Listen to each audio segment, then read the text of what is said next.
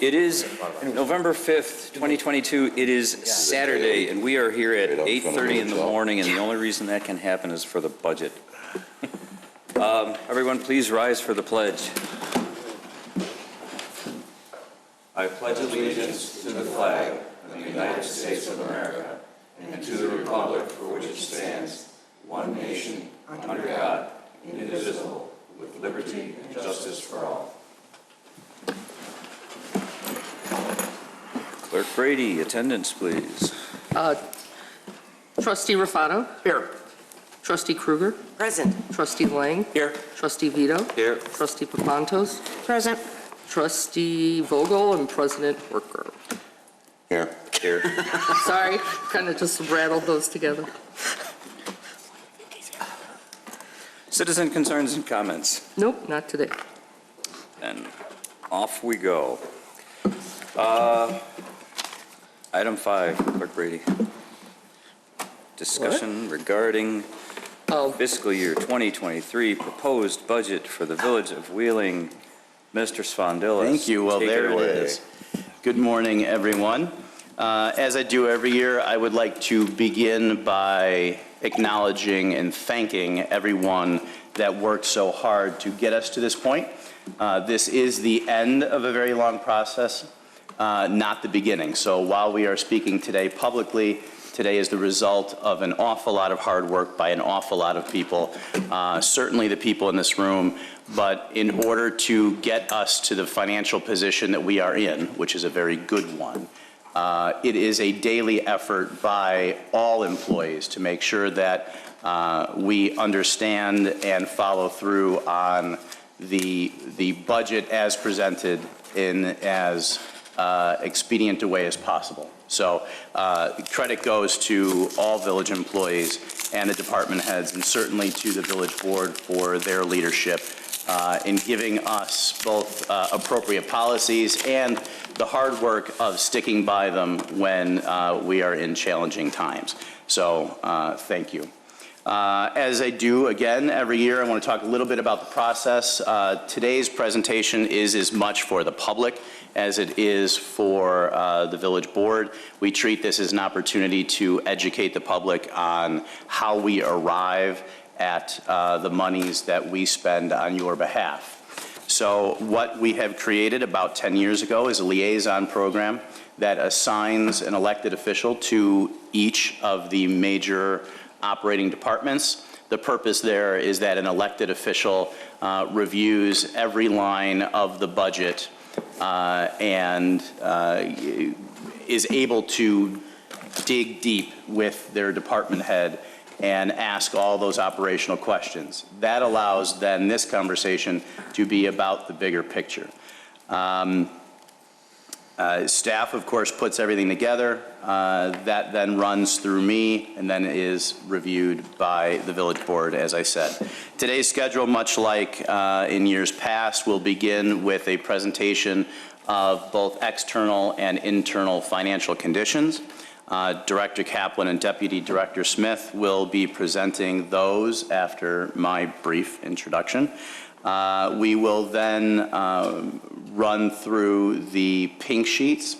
We have a process here where we present a budget that is flat as far as operating services go. We do not add any service level increases without specific approval from the board, and we do that by creating expanded level sheets. They are at the back of your budget. If they are signed by me, then they are incorporated into the budget, but not officially a part of the budget until the board votes on each one of those individually. If I do not sign it, they remain a pink sheet. And then the board votes on it, and it can be put in or not. Either way, we will review each of those in detail at the end of our presentation today. In addition, there are a couple of items that have come up since the budget has been authored. Simple questions that I just like to ask the board, so that will be our final section of today's presentation. So, the 2023 budget. In short, we are in a very good place. I will quote Director Kaplan and say, in fact, we are probably in the best place we have been in 20 years or so. Why is that? There are a couple of reasons that we are able to present a surplus budget without any suggested increase to the levy. And that is because this year we have seen a pretty drastic turnaround in the economy. So our sales tax and our income tax numbers are significantly higher than we expected. That allows us then to, again, present a surplus budget without a levy increase and really start to plan for the future. I do want to temper some of that good news by acknowledging that the reasons for our sales tax increase and our income tax increase, I believe, are a bit of an anomaly. While we have done the work over the years to create policies that I think are beginning to pay off financially, it really is region, if not nationwide, that we're seeing these increases in sales tax. And I would say we believe that a lot of that is due to inflation. We'll take it where we can get it. It's a surplus budget and there's no tax levy, so we'll take it. I just like to mention that we need to stay vigilant with our policies as we look to our 5- and 10-year plan, especially when it comes to levies. We are beginning to see the good results of the new structural revenue sources that we put in place, meaning gaming revenue and sales of cannabis tax. Both are significant in this community. I would point out, though, that the combination of cannabis and gaming taxes are still only bringing us back to where we were prior to the village losing one of its largest retail sources. So as we continue to add up all the good things that we're doing to be proactive in creating structural revenue streams, we're still playing a little bit of catch up. Add to that, LGDF is still shorted by millions of dollars annually, which certainly doesn't help. And that's not something that's happening to the Village of Wheeling. It's happening to every municipality. Explain that. Local government distributive fund, thank you. Those things are challenges, but I think we put the right tools in place to balance that. And again, we are seeing the results of that hard work. And I only bring it up not to scare anybody, but to just say this year, again, we'll take what we can get, but I do think is a bit of an anomaly, at least for the long term. We are looking at a number of significant and exciting opportunities in 2023. The Restaurant Row Corridor plan is complete and will be presented within the coming weeks. In addition to just the plan being completed, we're already seeing interest from developers on some of the facets of that plan when it was just in its draft form. So that is the measure of a good idea, is you go through the process of bringing in consultants and going through all that work. You don't want it to just be a piece of paper that gets filed away somewhere. So it's good to see that before we even release the final version, we're already getting interest from developers on some of those ideas. Movie theater reopened this year, so next year we will see the full benefit of that. We have some significant and real leads on all of the retail space at Uptown 500. And we have a number of vacant parcels, the significant ones in town, that have developers interested. The parcels across the street, the parcels at the northeast corner of town, Ozinga, all of them have people at least discussing them. And while there aren't plans that have come before the board yet, the fact that we've got developers in town wanting to be here, I think really is indicative of what the perception of Wheeling is. People want to be here. They want to work here, they want to live here, they want to develop here. And I think that is the story that we need to be telling. So with that, I would ask Brian Smith to come up and begin our overview. Brian is going to start talking a little more globally, and then Michael will finish and bring it home to Wheeling with his presentation.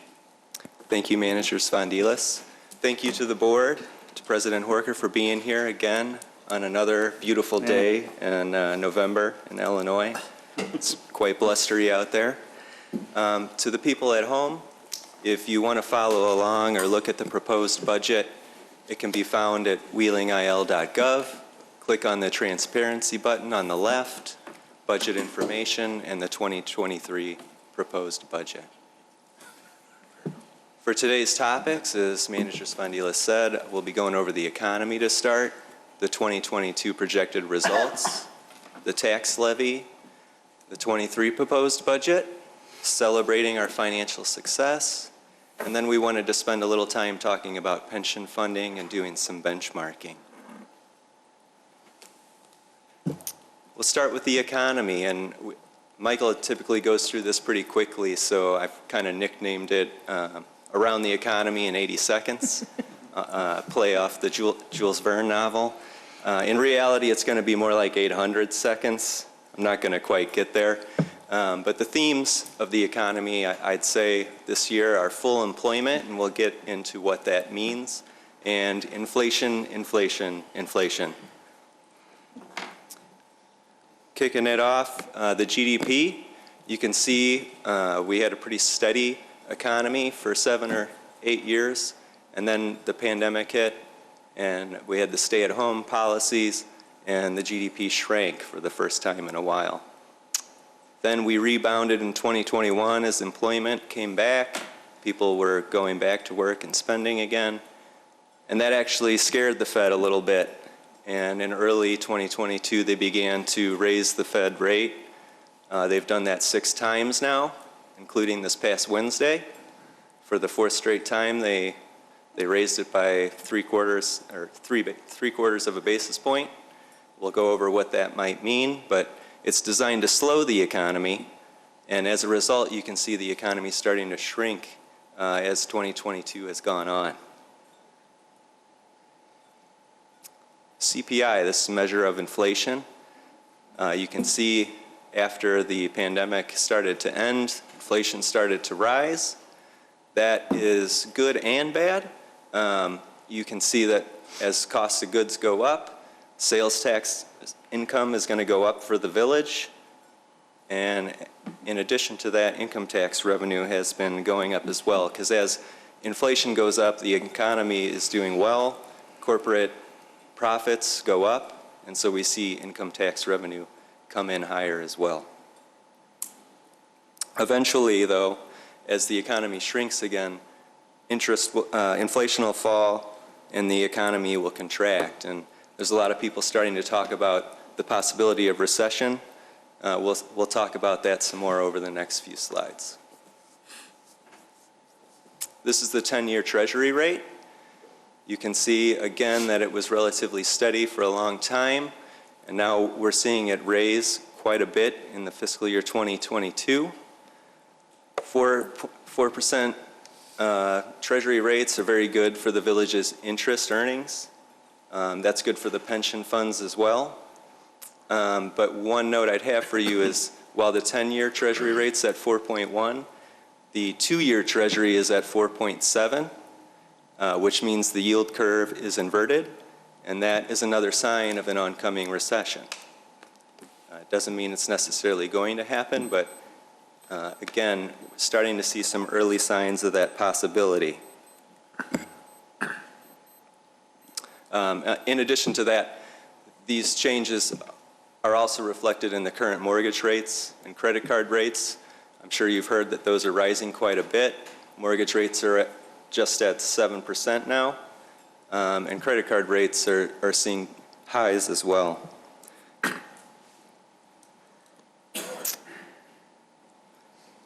Actually, let me go back for a second. This 10-year, this 4.16, that's the highest in quite some time. The mortgage rate is the highest since 2002. That's what I wanted to mention there. In addition, the CPI rate here at 8.2%, that's the highest since 1981. S&P 500, the market was going along quite well. You can see those highs in 2019, 2021, and then you can see it falling off there in 2022. In the first 6 months of 2022, the S&P 500 fell 21%. That's the worst since 1970. The Dow fell 15%, and the NASDAQ fell almost 30% in that time. That's not good for our village savings and the pension funds. If you were to add, we showed you this slide last year, and if you were to add up the compounded annual growth of those years, it averaged over 13.91%. And if you add in this year, the 2022 results so far, it goes all the way down to 8.23%. That's a 5.5% loss. And that reminds me of something that Michael and I talk about in pension funding all the time. One bad year can set you back 3 or 4 years when it comes to those results. So if we were to show you this slide as pension fund returns for the village police and fire pension funds, had we shown it to you last year, we would have exceeded our return assumption of 7.25%. If we show that to you again right now, we no longer, for that 10-year period, exceed the return assumption of 7.25%, which means our pension and contributions for the village will start to go up in the next year or two as a result of those losses. And Michael will talk more about that later. This is the Case-Shiller Chicago Home Price Index. Again, you can see a pretty steady increases over time. And then in 2021 and 2022, demand kicked up quite a bit. And it's also a result of homes not being built during the pandemic. And it's about 30% increase over the last 2 years. Recent data started to show that prices have started to sink in the last month or two, new home prices, and the home sales are going down drastically. In fact, if I give you the October real estate transfers for just here in the village of Wheeling, the number was 52.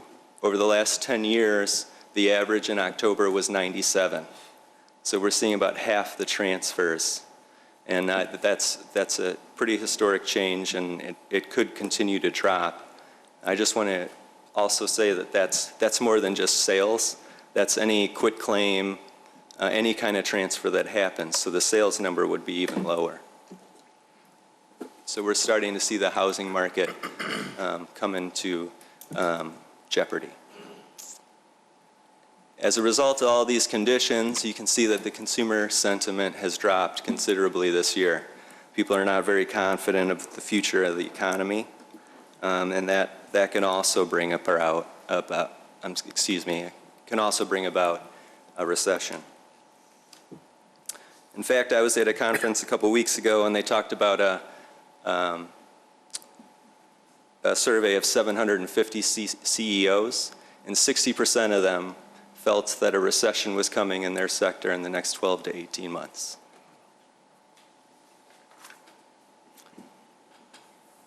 Consumer spending, this is going to go back to what Manager Spondilis said in his opening comments. You can see that we were going along pretty steady until the recession hit, until the stay-at-home order came into place. And you saw the consumer spending shrink for the first time in a long time. I think 2007, 2008 was the last time it shrank for a period. And then you had consumer demand become pent up. And as a result, you see these highs. We haven't seen numbers over 11% since the 70s. This is good for sales tax, though. 12, 13% consumer spending increases means huge sales tax increases.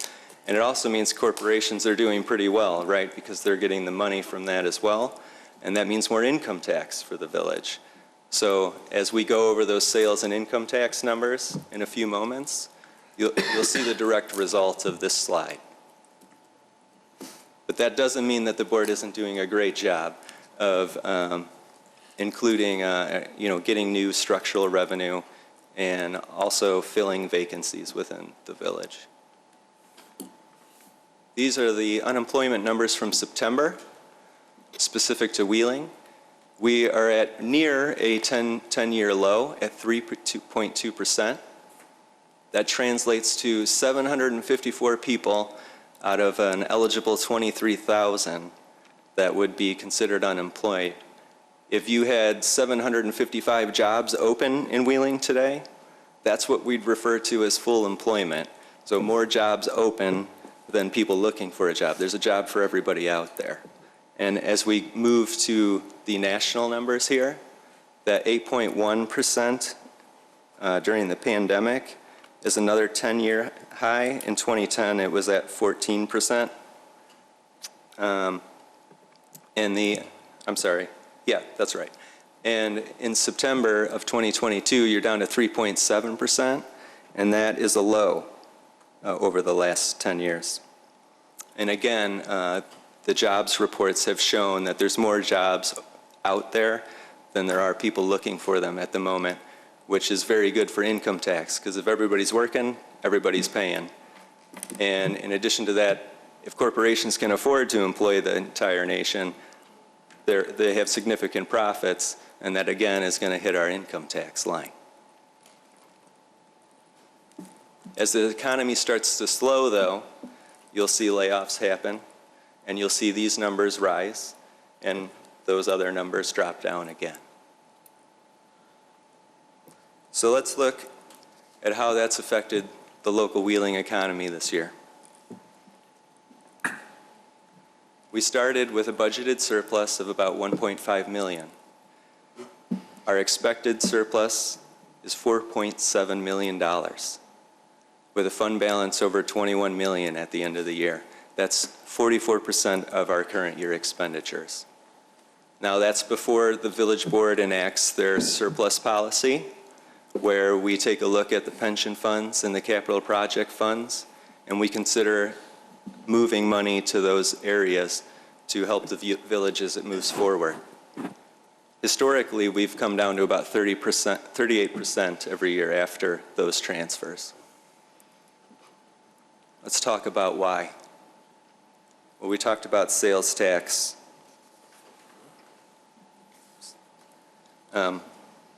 Excuse me. This is sales tax and home rule sales tax. We budgeted 9.8 million for the year, and we believe it's going to come in near 11.5 million.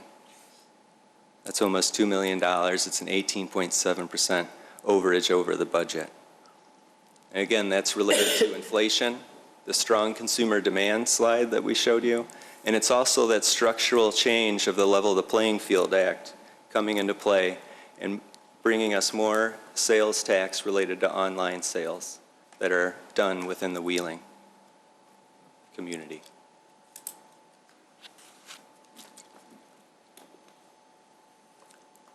For income tax, we budgeted 5 million, and we're looking at 6.3 million coming in. That's $1 million overage, 23%. And again, that's due to the corporate profits that we've been talking about, low unemployment or full employment, and the higher wage that employers have had to pay to retain employees during a time of full employment. Ambulance revenue is up 1.3 million over budget. We're going to talk about that in the next slide.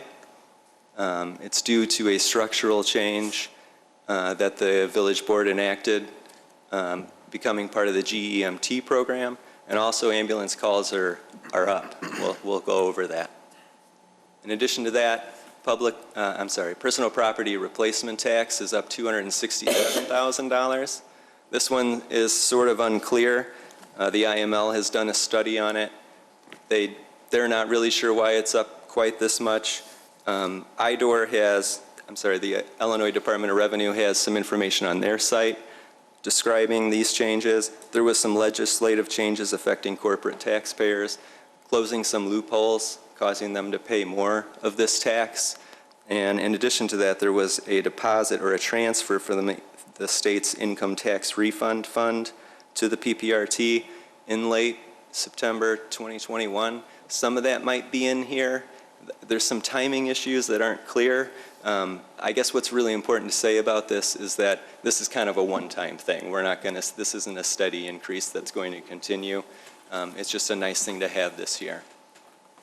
And to Manager Spondilis' point, if we have a recession that starts next year, these numbers could come in looking exactly opposite of this next year.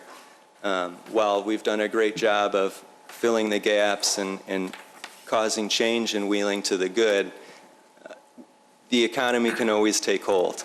I think it's important to note that the economy has just as big of effect on us as the board's decisions do. Okay, let's go into ambulance fee revenue. The Ground Emergency Medical Transportation Program allows us to get federally funded Medicaid reimbursement for Medicaid claims that happen within the village. We have to pay 50% of that revenue back to the state. We budget for that in an expenditure line in the fire department. So these overages also cause an overage in our expenditures, and we'll go over that in a minute. But you can see that we budgeted regular ambulance revenue at about $1 million, and that is also coming in over by about $500,000. That's because over the last 3 years, we had averaged 2,385 calls per year. This year, we're projecting 2,850 calls, almost 500 more additional calls. And I hate to say it, but it might be that Keith was right about those ambulance calls going up as a result of some of the developments that we've put in. So congratulations to him. But well, he's watching. yeah, and hi, Keith. But it's good to see this income coming in. I mean, over $2 million in ambulance revenue is not something that we would have saw 10 years ago. I think we were on 700,000 at that time. So this is a major windfall for us that will continue. And it'll depend on the number of the calls. If they go down, this revenue will go down too, but it could be here to stay. Excuse me, Brian. When you say revenue, it's not something that we're looking to make money on. We're basically trying to balance the costs versus expenses, correct? So correct. That's a very good point. The fire department does not bring in enough revenue to cover its costs. It's a $6-7 million budget in the fire department, a little more maybe. And you can see we're only bringing 2 in here. So it is a net loss for the village. You know, that's where things like property tax comes in to cover the gap. And then on the reimbursement for Medicaid, did we not get reimbursed in the past? Is this new? Well, we were reimbursed by Medicare up to a point. It's not the full cost of a ambulance run. With this new federal program, we get a lot closer to reimbursing the full rate for an ambulance run, which is around $3,500, I think, per call. I think that's basic. Yeah, there's different rates for basic or advanced ambulance calls. Advanced is when they have to put an IV in or other things like that, and those rates are a little higher. But again, this doesn't get us fully whole, but it does a lot better for us. Thank you.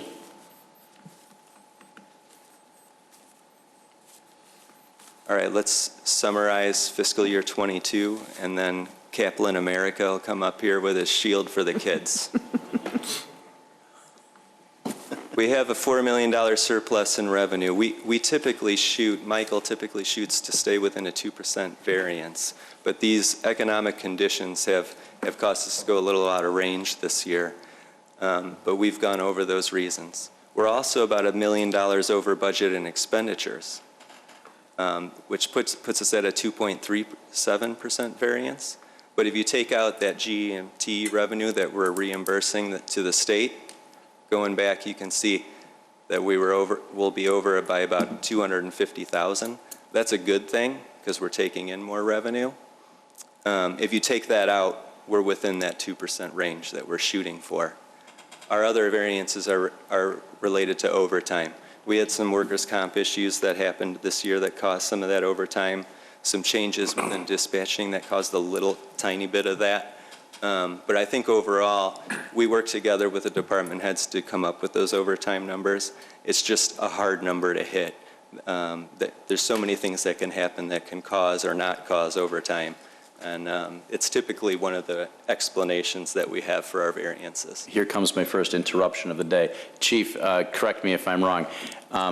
This year, meaning fiscal year '23, we will begin to see the benefit of the new hires in the fire department that were approved last year. But because of the schooling and the onboarding process, it's a long process. So it is how long before you consider a new recruit a fully functioning firefighter that would then not require any overtime? If they came to us with no certifications, it'd be over a year.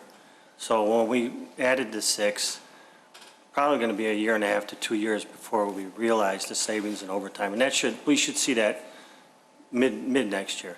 Okay, I just want to make that point. I'm sure people were thinking that, hey, wait a minute, we just added a number of new bodies. So I just wanted to make sure that that was addressed. Thanks. This is general fund surpluses and deficits over the last 10 years. You can see that we've been very lucky. Surpluses 9 out of the last 10 years, and that one deficit is under $1 million. Average of 1.45 million surplus per year across the board there. This is before, again, before the board enacts its surplus policy. And you'll see that here as we move to the next slide. Average fund balance, or the fund balance over the last 10 years. You can see that we've stayed very steady because as we had those surpluses, the board dedicated them to the pension funds and to the capital projects fund. And as a result, the fund balance stays the same. I also think it's really interesting that in 2013, it only took $14.5 million for us to be at 45% of the fund balance, or 45% of expenditures for the year. But these days in 2022, with all that inflation, it takes over $21 million to get there. So sort of an explanation there for why we hold on to a larger fund balance these days. And Brian said it, I just want to repeat it. That slide showing 44% is before the board continues to do the assignments of surplus contributions to either pension or we have a number of options, but that's not the final number. We expect to bring that number back down to 38, which is where we have been. So this is prior to the board making its surplus contributions. To that point, here is a comparison against the other communities surrounding us. And just in case there's somebody at home going, wait a minute, 44%, you're overtaxing me. Well, let's look at the surrounding communities. If you do, we're actually in the low. And I think that's because of the way that we handle our surpluses, that we're smart about what we do with those when they come in. And you can see that the average general fund balance of our surrounding communities is actually over 63%. And now Michael will come up.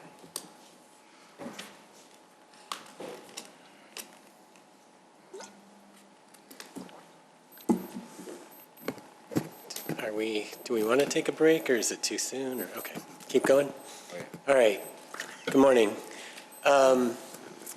Next topic is the property tax levy, and before we get into property taxes specifically, I just wanted to show you this slide again. As you've heard in the past, most of our revenue to the general fund comes from 3 sources: sales tax, income tax, and property tax. On the sales tax side, the village receives 2 percentage points in Cook County of the 10% sales tax rate. We also receive 2% of the Lake County sales tax rate as well. And that will equate, we believe, to $12 million next year. On the income tax side, we receive a per capita share of the state's income tax. And the Illinois Municipal League projects that to be about $151 per capita. That equates to $5.9 million, $6 million next year. And then the final leg of the stool is property tax. Wheeling receives 13.6% of the total property tax bill. Most of it goes to the other taxing districts. For next year, assuming there's no property tax increase, that will equal $17.2 million. Of that, almost $15 million goes to the general fund. The rest goes to pay for debt service. So in total, those three sources cover about $33 million, or 2/3 of general fund revenue annually. So as Brian pointed out, as sales and income tax go up or down, that's what usually makes a big difference in whether we have a surplus or a deficit. Excuse me, Director Kaplan, on the debt service, Yeah. we have not taken new debt since 2000. 2009 was the last time that we issued property tax levy-related debt. We've done some refunding since then to save money. But new debt would be. New debt. And when is that debt expected to be? That will, there's a slide coming up, but that Sorry. will, you're ahead of me, but that's good. We will be debt-free by 2030. Thank you. So that will be a major accomplishment if we're able to get there. Michael, one more really good question for you. Yeah. Okay. So this also means that the state and the county are in pretty good shape as well, wouldn't it be? Well, the state certainly is doing much better in terms of, I mean, they're getting income tax revenue too, like they haven't gotten in the past. So, you know, their finances are much better, and I know the governor was talking about doing, you know, rebates to taxpayers too. So, yes. Right. Thank you. Okay. This is a slide you see every year. For the first time in forever, we haven't been able to update it this year because Cook County has not produced second installment tax bills yet for tax year 2020. So this is last year's data. But the point is really the same. The village's share of the property tax levy is relatively small. Most of it goes to the school districts, and, you know, the village provides a number of different varied and important services for the property tax dollars that people pay in Wheeling.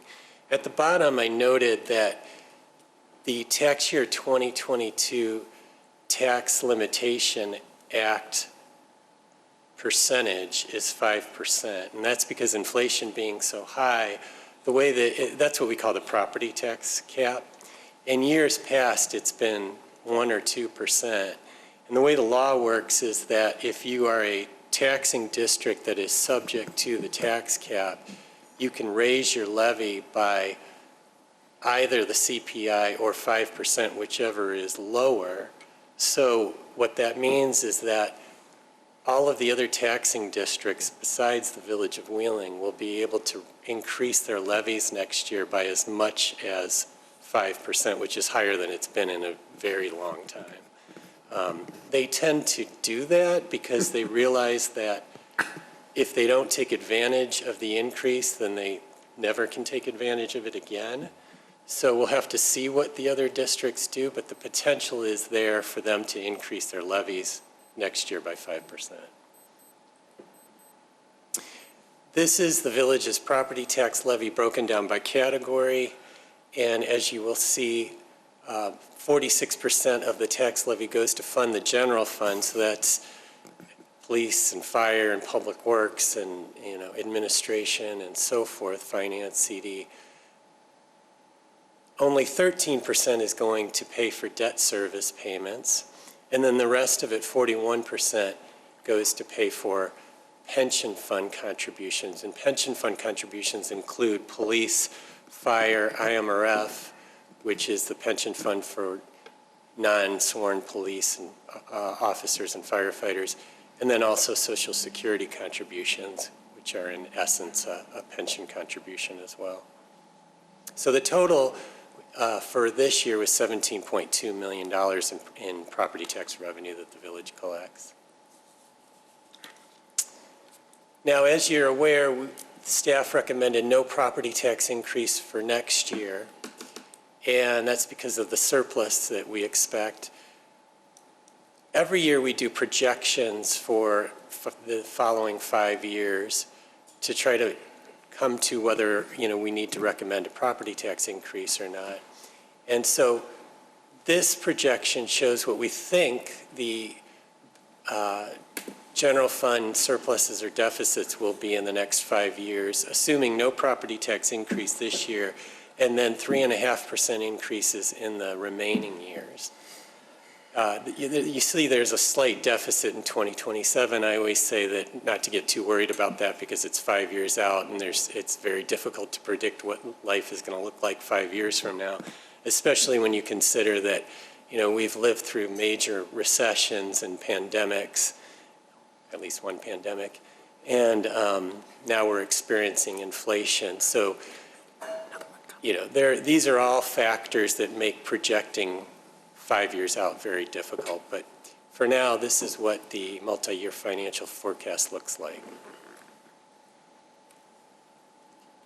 And then this is a history of our property tax increases by year. And I really want to focus on the last 5 years. And you'll see that our tax levy increases have really come down in the last 5 years. Assuming the board approves no increase for next year, that would represent 2 out of the last 3 years that there have been no increase. And if you look at the village average between 2018 and 2022, the average annual increase would then would then be 1.65%. Now, had we increased our levy by the amount that non-home rule taxing districts are allowed to increase their levies by the tax cap amount, the average would be 2.54%. So I put that in there to show that our increases have actually been less for the last 5 years than the tax cap would allow. And then one final point I wanted to make is that tax year 2022 is a reassessment year for Wheeling, and so people are starting to receive their assessments for this tax year. And the point here is that, the point that I want to make is in years past, we have shown you this kind of fictional town where we showed what would happen to your tax bill if the village did not approve a tax levy increase and what the possible outcomes are. Well, again, assuming that there's not going to be a tax levy increase next year, we're going to see that play out in real life because people's properties are going to be reassessed. If the village does not increase its tax levy, you're going to see very different results from property to property. Some people are still going to see the taxes they pay to Wheeling go up, even though the village has not increased their taxes, and others will see their tax bills to Wheeling go down, and that's just a function of how the pie gets split. If your assessment goes up more than the average as a whole, you're going to pay more to Wheeling. So it's possible that you might get some phone calls from residents who say, I thought the village didn't increase their taxes. How come my tax bill to Wheeling went up? Well, that would be the reason, and we're going to see that play out. Conversely, the amount of taxes they pay to Wheeling could go down as well. But so we're reassessed now, and that's a 22 assessment, so that will come in 23. Right. Taxes that we pay in 23, you'll see that increase or decrease. Right. Okay. Right. Okay, so topic number 4 is the 2023 proposed budget. And just to summarize it from a very high level, revenues are at just over $50 million. Expenditures are at about $48.4 million. And again, we're projecting a surplus of nearly $1.7 million. Assuming that the village board doesn't do any transfers at the end of this year to the pension funds or the capital funds like Brian talked about, then that would take our fund balance all the way up to 47%. But again, historically, we've tried to keep it at 38% by transferring that money where it's needed. We have a very aggressive capital improvement program. The capital improvement program reflects expenditures for 2023 of nearly $22 million. And I've listed some of the major projects. The largest one, of course, is Fire Station 42. But there's a lot of money being budgeted for water main replacement, the street improvement program, and so forth. And then there's money coming out of the TIF funds and the stormwater fund and capital projects as well. We will talk more about this when we discuss the CIP at the next board meeting. And then there are a number of expanded level requests that are in the proposed budget that the village manager has approved. We'll go into details about that later, but that totals just over $103,000. And then there was one item that was not approved, and we'll discuss that as well. I guess if there's any not so great news today, it would have to do with the liability insurance fund. And through no fault of the village of Wheeling, our costs have gone up substantially since 2020. That second bullet point shows that it increased from $478,000, and this is the premiums I'm talking about, to $868,000. And for next year, we expect yet another 12% increase. Now, this is money that the village sets aside to pay for any property casualty and workers' comp claims. And the premiums are going up because of things that are really out of the village's control and don't directly impact the village. Weather-related events like hurricanes, like we've seen in Florida recently, wildfires and flooding. Law enforcement is a huge issue in this country right now, and there are a lot of claims related to law enforcement issues. And then the village unfortunately pays, for lack of a better expression, I guess, a Cook County tax. And that's because jury verdicts in Cook County tend to be high. Insurance companies don't like to insure municipal risk because of that. And so there's a premium that we pay for being in Cook County. Excuse me, Director Kaplan, what happens when the cost of this insurance just becomes unmanageable? Or somebody says, no, we won't insure municipalities?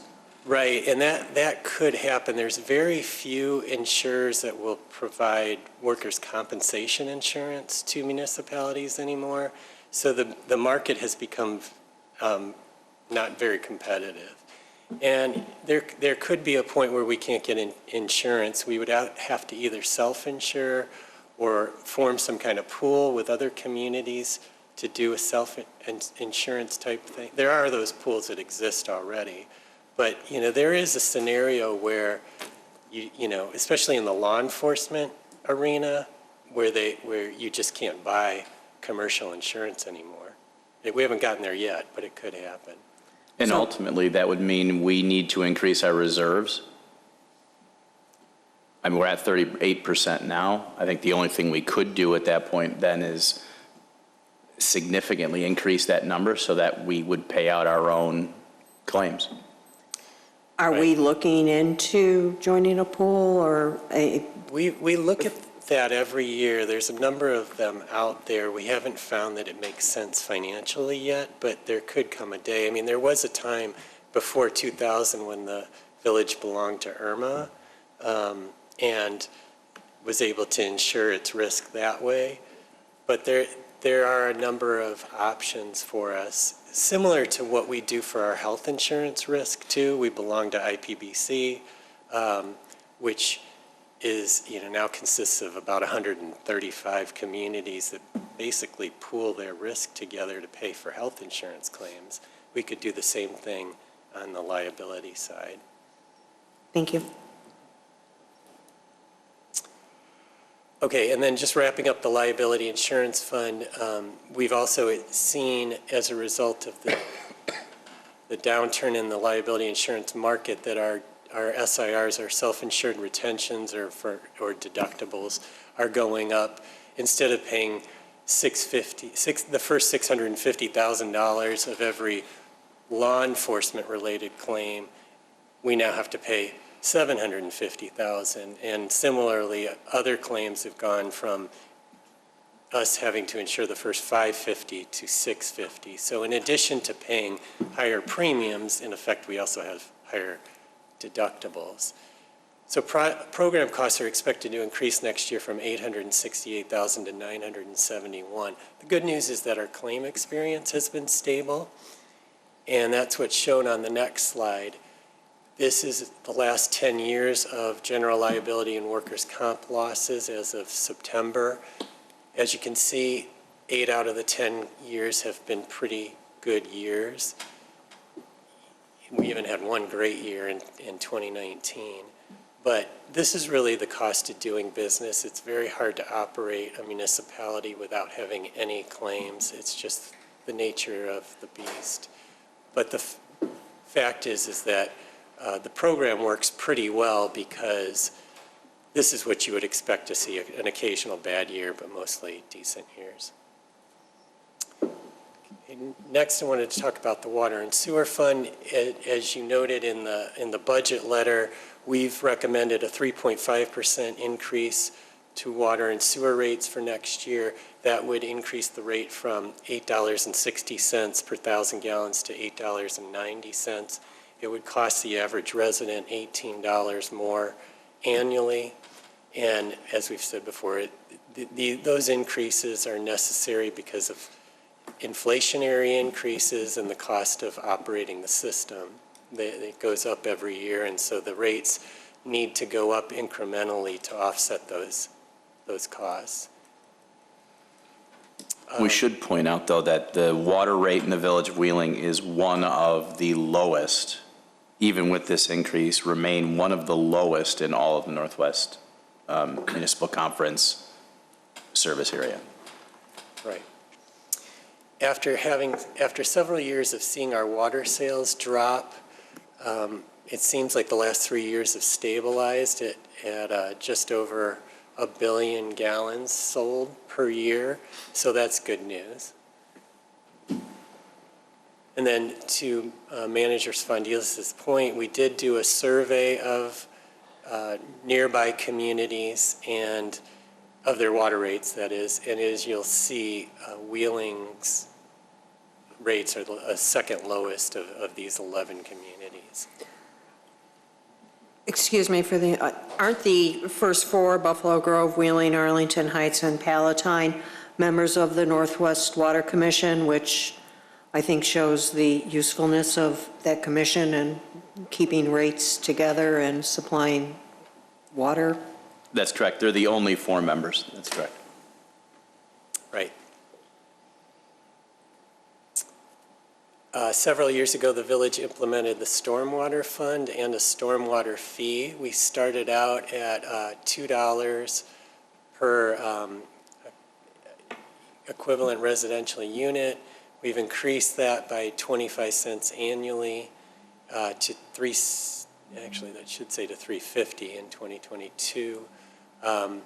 The purpose of this is to fund the stormwater management plan, which identified $48 million in projects that need to be undertaken over a number of years. The fee currently generates about $1.2 million in revenue annually, and we are recommending an increase again of 25 cents to $3.75 per ERU. That would generate another $80,000 in revenue for the fund. And this is a survey we did recently of stormwater fees. And on this list, you'll see that Wheeling came in fourth lowest of nearby communities that actually have a stormwater fee. The average being, not including Wheeling, of being about $7.20.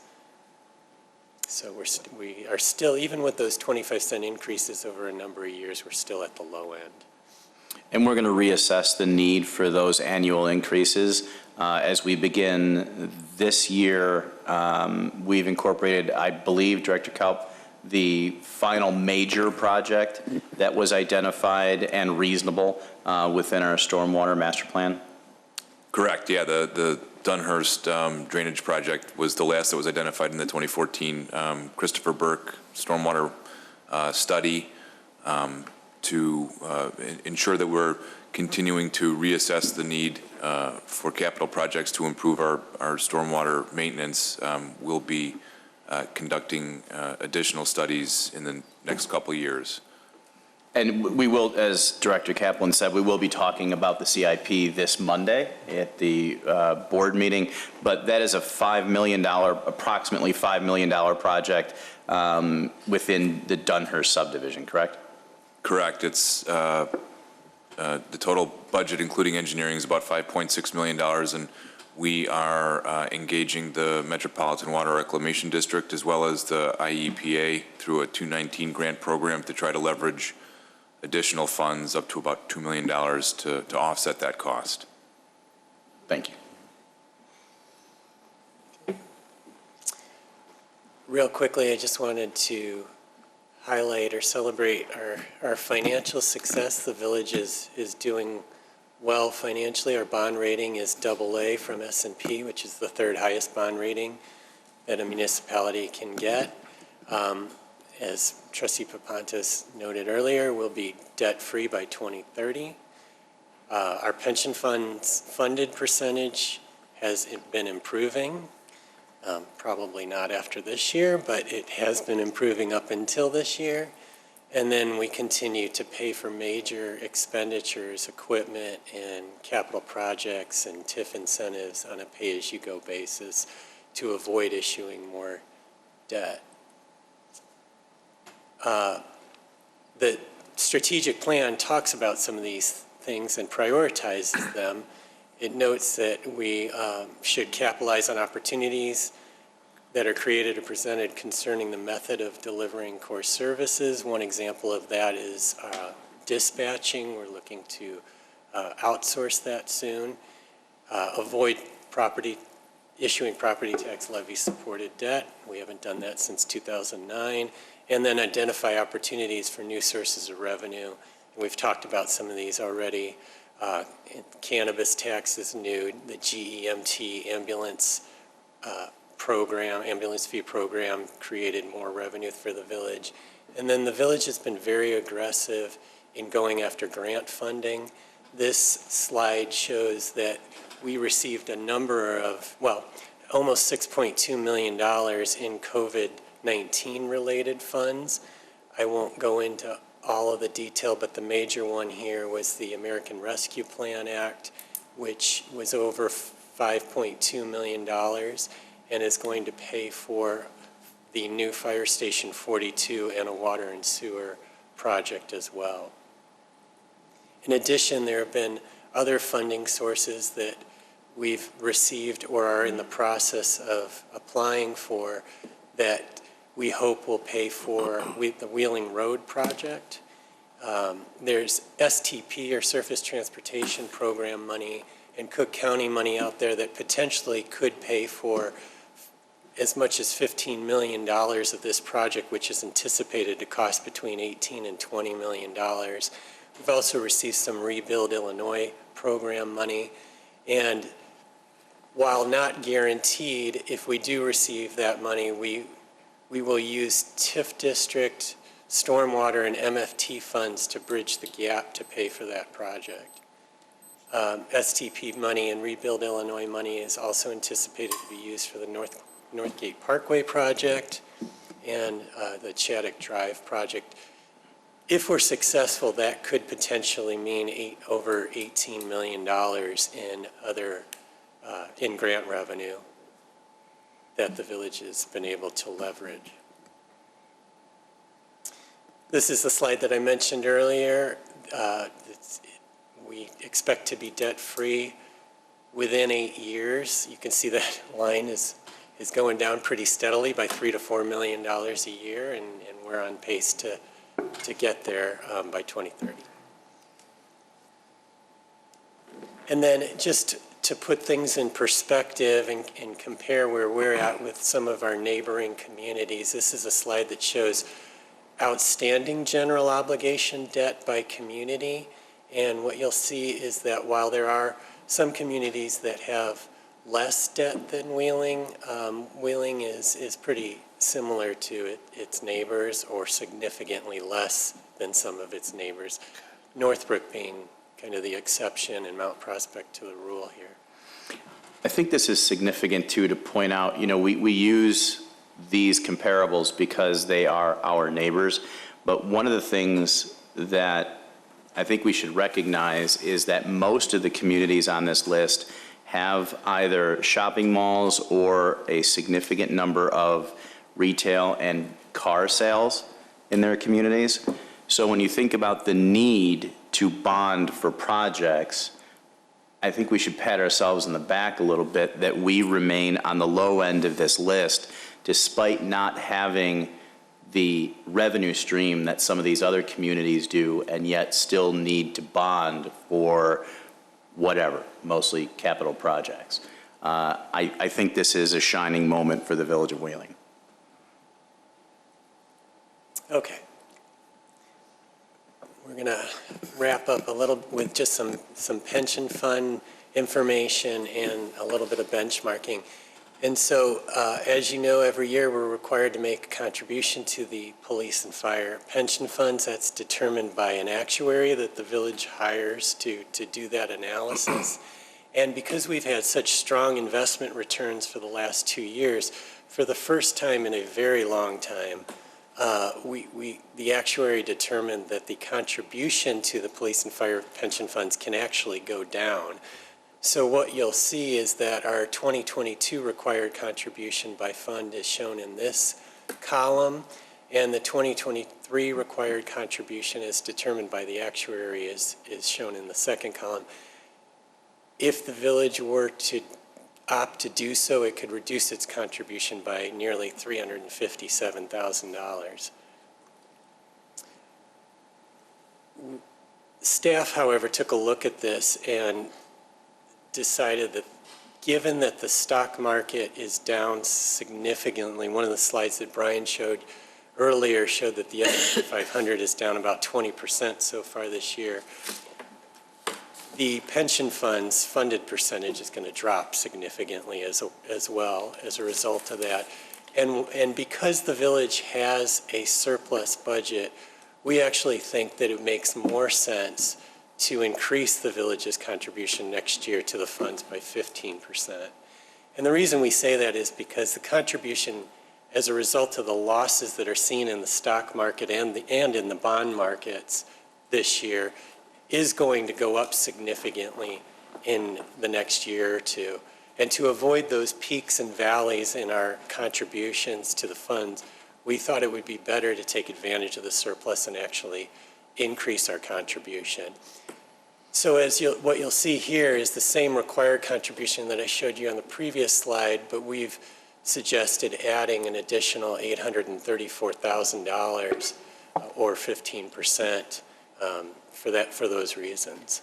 We're still mandated by the 90% by 2040? We are. That has not changed yet. I think everybody expects that as we get closer to 2040, that will change, because naturally, as we get closer, the amount that we have to contribute to the fund to get to 90% is going to ratchet up and become unsustainable. So the only really way to make it sustainable is to push out the year to 2050 or something like that. So I think that's coming.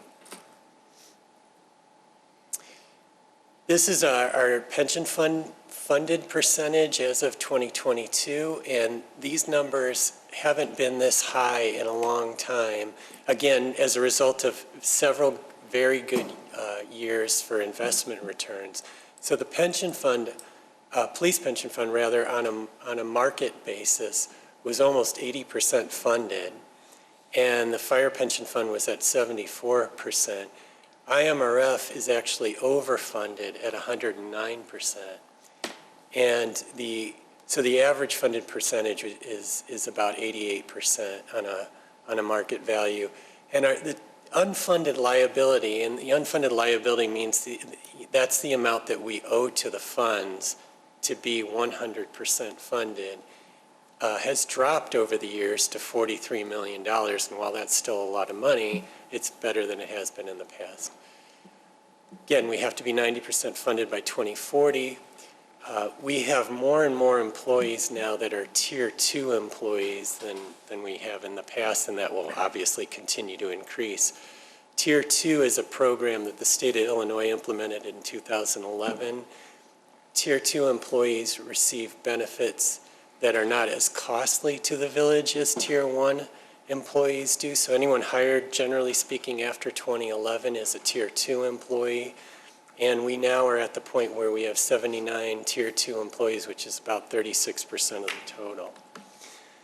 The last note I put on this slide is just to give a little bit of perspective. There's always a lot of discussion in the media about public pensions and how expensive they are. And while that, there's certainly something to be said for that, those articles almost never mention that the village does not contribute to Social Security for police officers and firefighters. So just to put in perspective, while there is a lot of money, obviously, that we're contributing to the police and fire pension funds, we do save 6.2% by not having to contribute to Social Security on their behalf.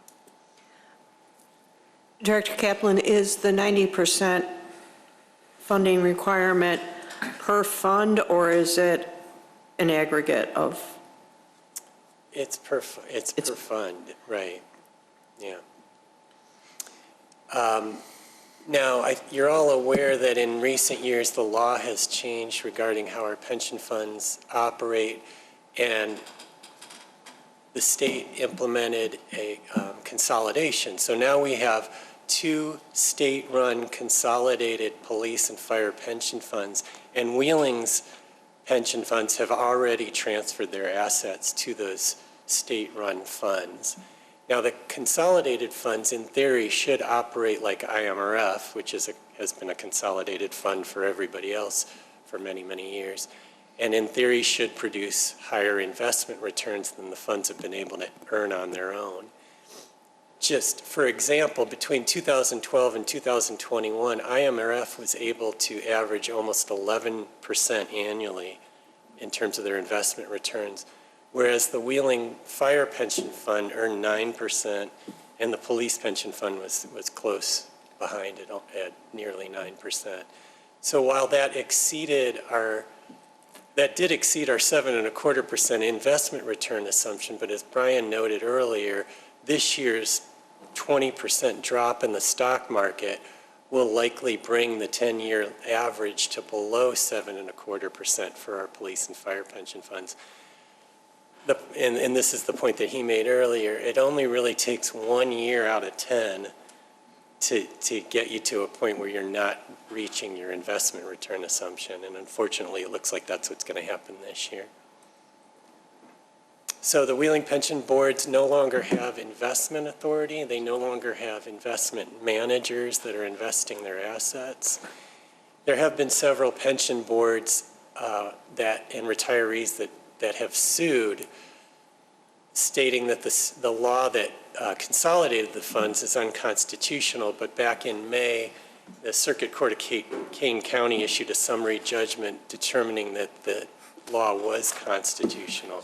Those plaintiffs, however, are appealing, so we'll have to see how that turns out. But my guess is that it will remain constitutional, and we will still have 2 consolidated funds. This is just a little information on how pensions are funded. This is based on the IMRF example, but it would probably be similar for the police and fire pension funds. Of the money that's contributed to the fund, 64% comes from investment earnings, and 12 cents or 12% comes from employee contributions. The rest of it, 24%, comes from the employer contributions. So the vast majority of pension benefits that are received by public sector employees come from either investment earnings or their own contributions. The Village of Wheeling has done an excellent job over the years in making sure that we contribute as much as we can to the pension funds. This slide, the yellow, shows how much additional money we've contributed to the funds over the last 5 years, and that comes from surplus, general fund surplus, and whenever TIF surpluses are declared by the board, the pension funds get a share of that too. So going back a little bit further to 2011, between 2011 and 2021, the village was required to contribute about $55 million to its pension funds, but in fact contributed almost $6 million more than that through surplus contributions. And then the last thing today that we wanted to just talk about, and we've done this in the past before, is to do a little bit of benchmarking to try to make the point that Wheeling is operating as efficiently as it can for its taxpayers. And what you'll see here is sales tax by community. Wheeling, unfortunately, does not receive as much sales tax as some of its neighbors. In fact, Buffalo Grove and Northbrook receive almost $6 million more annually in sales tax revenue than the village does. But we are able to provide essentially the same services, even with significantly less revenue. The numbers at the bottom are the population for each of those communities, just to give you some perspective. Michael, I know the next couple of slides will also help detail this, but just to put this into perspective, a 1% tax levy increase is equal to how much this year? 170,000. So look at the gaps between Wheeling and any other community, and then think of the math of what the levy would have to be in order to even get to our nearest, I guess, would be Buffalo Grove. That levy, think about that levy increase to get from 9.6 million to 16 million. And again, patting ourselves in the back, we provide the same services, and we're doing it with that much less. So when we talk about why Wheeling and why do we have to keep talking about levy increases, which we're not this year, but this is just a reminder of where we are in comparison to everyone else. Well, but if you went back, I won't make this long. I really don't try to stretch these things out longer than possible. But if you go back to slide, no disrespect, Mike. No, it's okay. None taken. But if you go back to slide 44, which was the debt load of the villages around us, and you compare that slide to this slide, what are they doing wrong? I mean, if you look at the money that we're actually making, taking from the residents and taking from the businesses, and you compare our debt load to these towns that are more affluent and have these great names, we're way ahead. I mean, in our efficiency.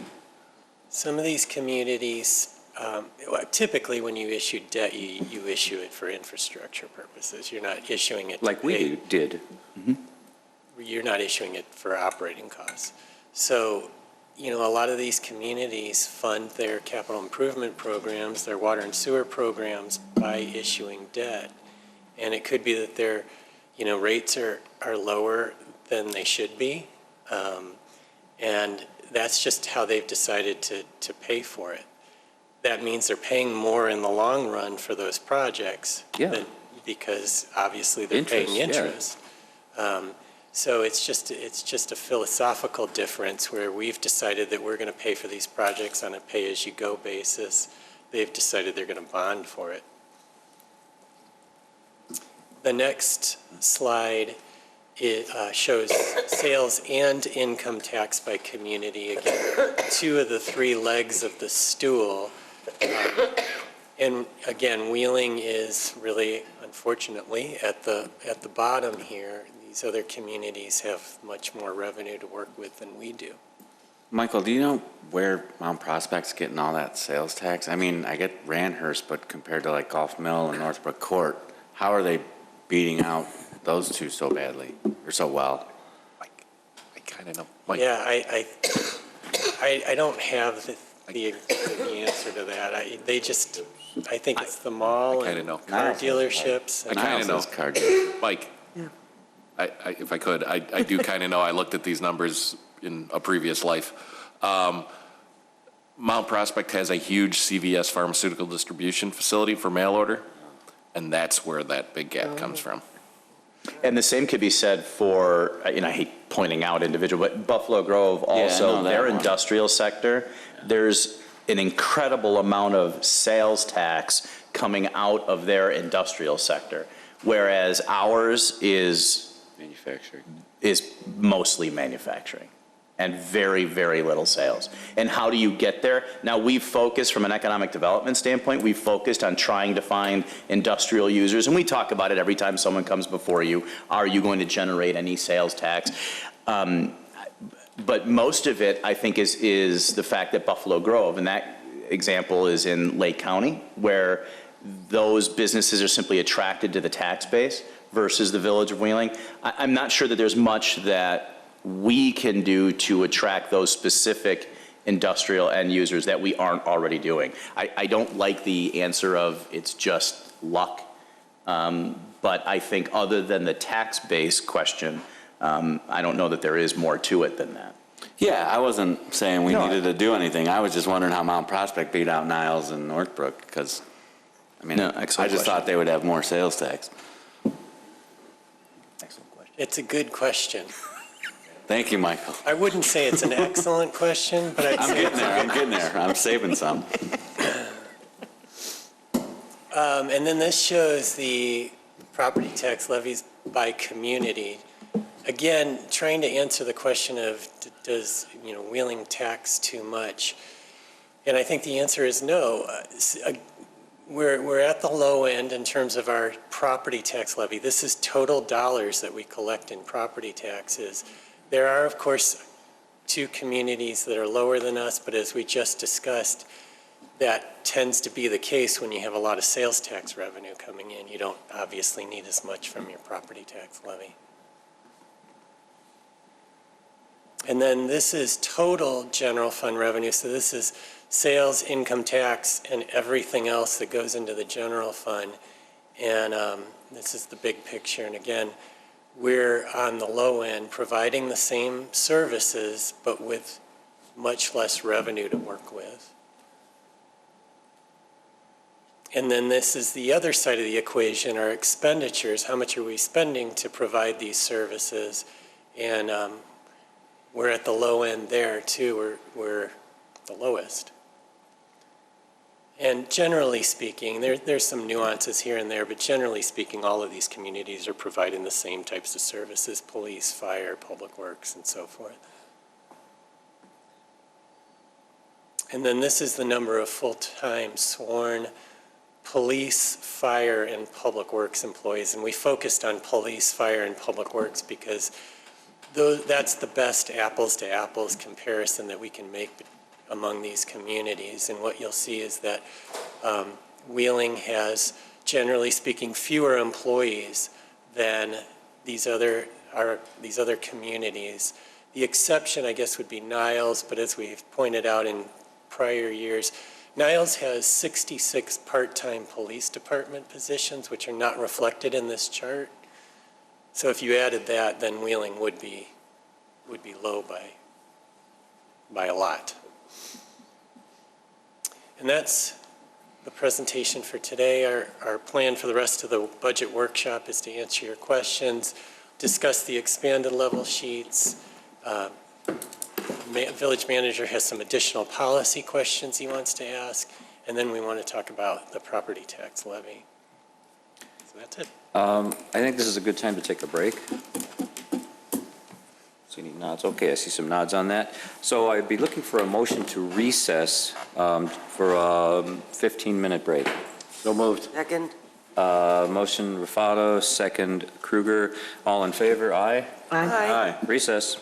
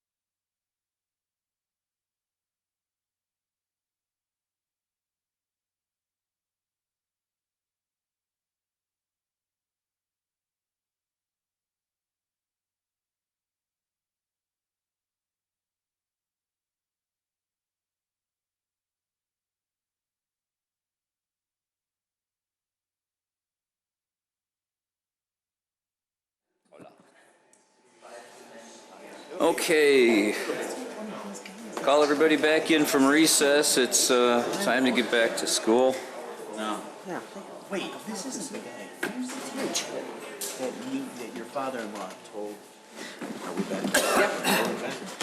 That's okay. Let's keep talking. Okay.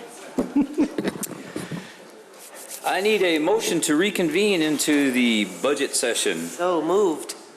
Kruger, second. Second. Raffato, all in favor? Aye? Aye. Back in business. Where are we at? Answers to questions. Oh, I'm sorry, I'm taking over for Mr. Svandilis, please. Okay.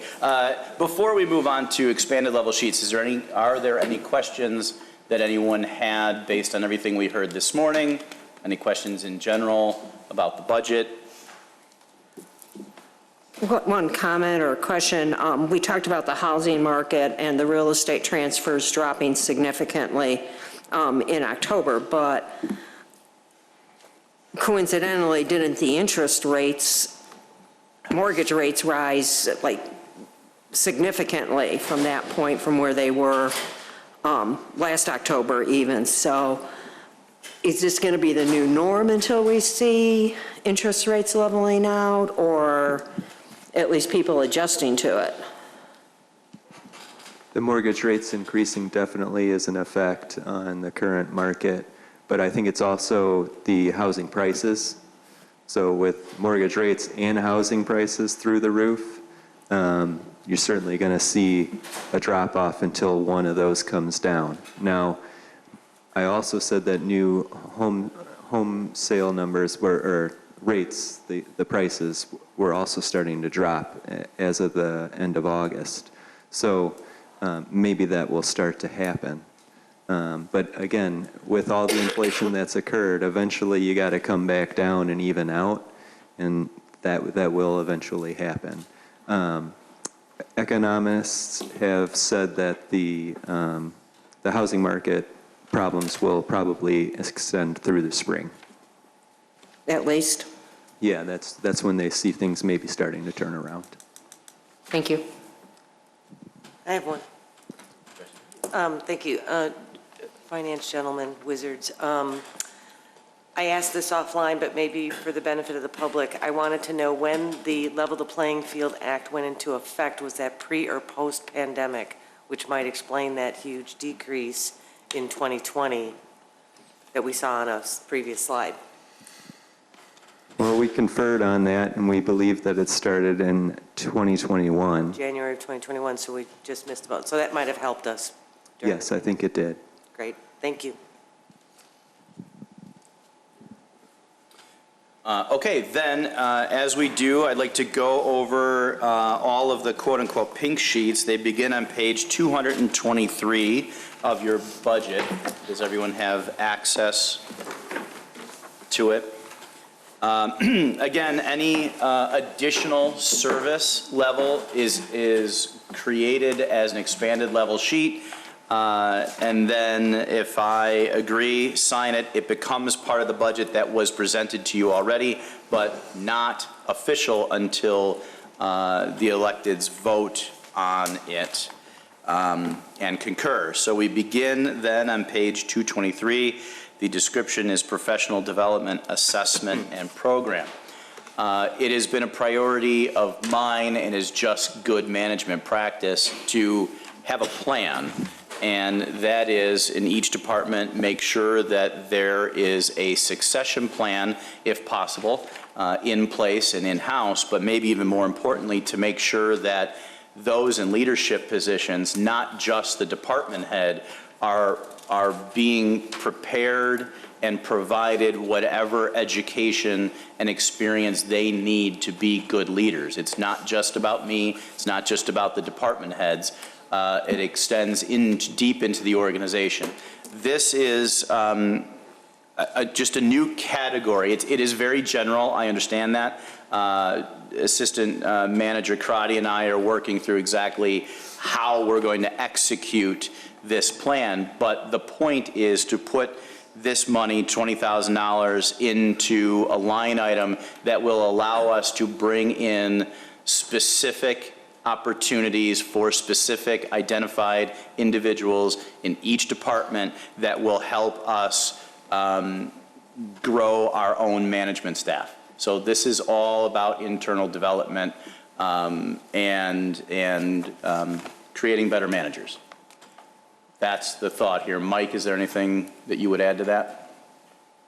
No, other than while this is the primary focus of this is succession planning, it doesn't necessarily limit itself to that. I mean, I think it's important to have all of our leaders get the kind of training that's necessary to be effective in their current roles as well. So I think there are several opportunities and different kind of formulas out there where that we're considering, whether that's in-house, whether it's sending people places, whether it's an ongoing kind of program where the training builds on the last training and they're peer group type things. So, I mean, I think there's a lot of options and we're excited about maybe taking a look at this and providing that benefit, not just for the organization, but for the people who would be able to participate in this. So. Questions? Trustee Krueger? I have one. I'm sure you'll look that over when you consider all your options and opportunities for training, but online training, sometimes that's an easy way to get more people trained. Yes. In fact, Trustee Krueger, we have moved our annual harassment and discrimination training to an online program, which is great because people can take it at their schedule. I mean, we give them a short window to do it in. We get the notice that they've completed it, and there are multiple options, so we can always switch those up if they start to get a little stale. But everything's on the table for this. So I mean, I think we're open to looking at all of these things. Private sector does it all the time. Right. I always get my from the UL Learning Center. Mm-hmm. You have a training class coming up. Oh God, when? And then you do it and you get it done and it logs into your plan, and then at review time, it's very nice and easy for your boss to see what trainings you have taken and what may allow you to be more desirable for advancement from within. So yeah. And that's why this is a little bit open-ended at this point, because we certainly would take advantage of any of those opportunities, but we also want to conduct interviews, and we really want to create individualized resources for people, because everybody has different strengths and weaknesses. We want to recognize those and we want to address them. So this is really assessment. Is this training dollars also? Or It's both. Both? Both. Then it doesn't seem like a very large number. We may increase it in the future. What we want to do is get a hold of it. We want to understand where we're at, and then perhaps next year that number would go up. We agree with you. What we didn't want to do is ask for the moon, and then we wanted to come to you perhaps next year armed with specific information, a game plan. Yeah, professional development programs are not cheap. No. And $20,000 isn't going to cover a lot of employees. Okay, great. Correct. Thank you. President Horker, if you would then poll the board. Well, I have a comment. It'll be a 6-1 comment. I hate these things. And every law firm I worked at, when I worked at American Family, they bring in these guys, they ask you your strengths and weaknesses, they do these assessments, and every time I'm like, this is such a waste of time and money. You know who your leaders are, you know who you're going to develop, you know who stinks, you know who's good. I mean, they just fall into that. That's just my opinion. I know it's different, but I don't like these things. And like Mary said, then here's another training program. When have you ever gotten that and said, oh, I really need this and want to do this, instead of, I have to do this stupid thing? That's how it is.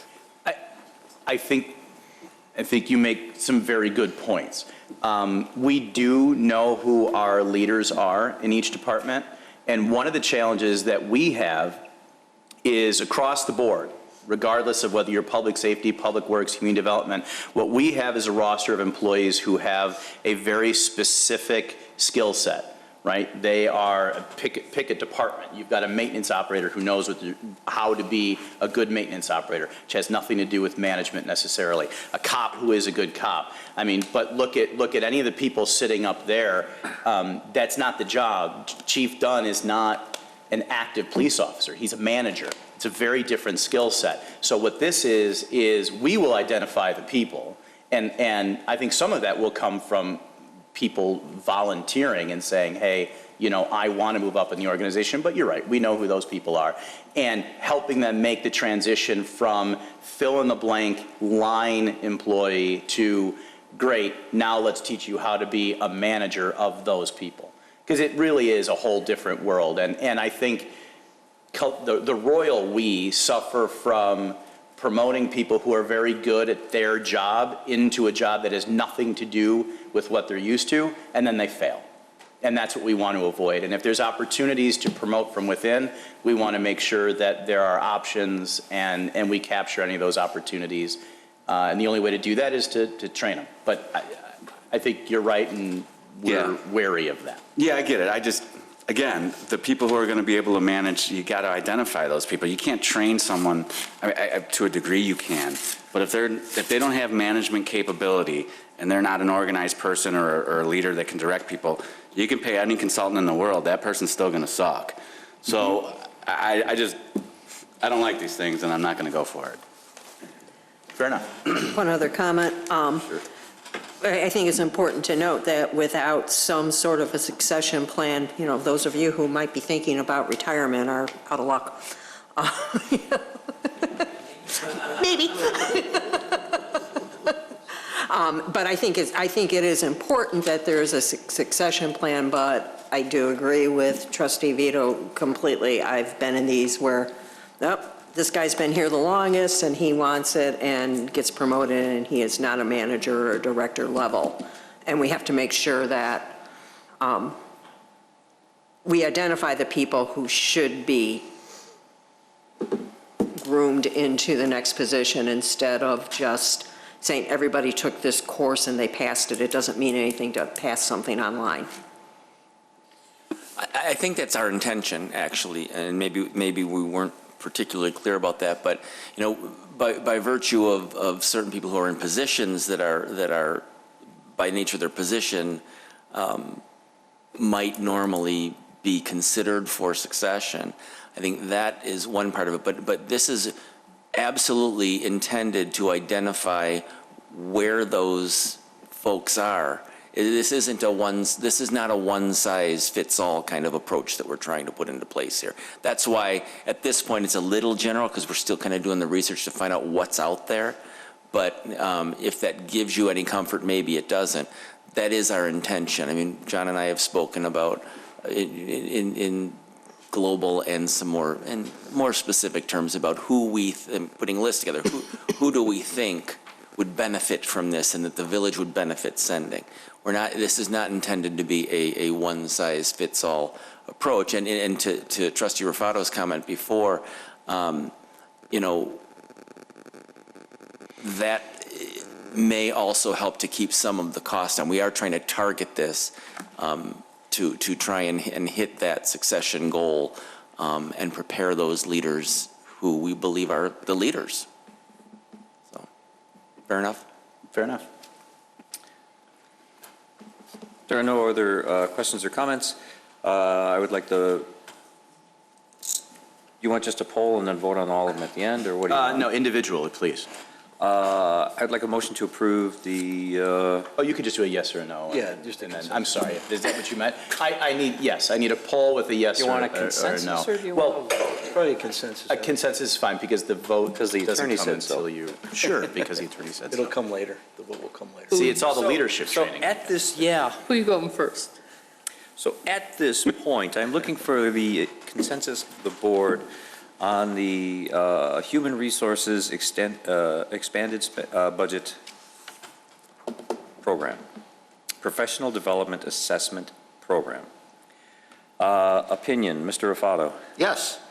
Kruger. Yes. Lang. Yes? Vito. No. Papantos. Yes. Vogel. Yes. And I am a yes. Excellent, thank you. It'll go smoother next time. I'll try not to get in the way. Four more tries, indeed. Page 224, this is the skunk abatement program.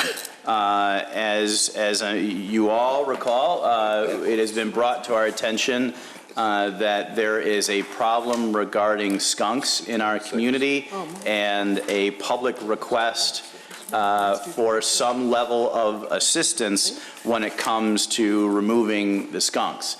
We have done a fair amount of research, and while this is not at all a common program, there is one community that does provide some percentage of reimbursement, that is Vernon Hills. So what we did was author a policy, which you would still have to approve as a next step, assuming this one passes, that details exactly what that program would be. So right now, we're just asking, do you want a program and to what financial level? I would be remiss to say that there doesn't seem, we are not flooded with complaints about skunks, but there is an issue that has been identified in a specific area, and at the request of the board, this was added into our expanded level sheets. Happy to answer any questions. Trustee Lang. So we've worked with Rose Pest Solutions on other issues within the village. Have we approached them at all as to, is there anything that they could do about skunks in general as opposed to deter them from? Rose is not a licensed trapper, which is what is required for this. They are a pest eliminator, drastically different, and not allowed by the state in this case. So there's no way to, there's no company out there deterring. There are certified trappers, yes. I don't mean by, I guess, is you that want the to way, prevent them? Is that the way to prevent them, is to eliminate them? And yes. Okay. Well, if I may, are you asked, I think some of those things are all, most of those things are personal. It's don't keep your trash cans outside, don't keep your grass long, trim your bushes. What you don't want to give them, the skunks, is a place to burrow, a place to live, or a food source. So it is specific to areas. You want restaurants to keep their food supply unavailable, and you want residents to keep their lawns unattractive to habitation. Those, I think, are the best preventative measures that we can do. I will say that while clearly there are a number of skunks in town, there isn't a disproportionate number of skunks in town in Wheeling versus any other community. When I ask around, it's a common thing. I mean, I don't live in town, Jim, there's skunks. It seems like in some neighborhoods, like maybe a few years ago, my neighborhood was, had skunks all the time. Mm-hmm. And now this year, it doesn't seem to be as bad of a problem, which is, fortunate. So I think it kind of comes and goes with the neighborhoods as well, or just areas. It does, and also Trustee Vogel and I were talking about this offline, that skunks actually are a type of animal that don't, if you remove them from an area and just let them go, they're not going to come back. So they migrate, if you will. They move around. So yeah, there might be some years where one neighborhood is worse than another.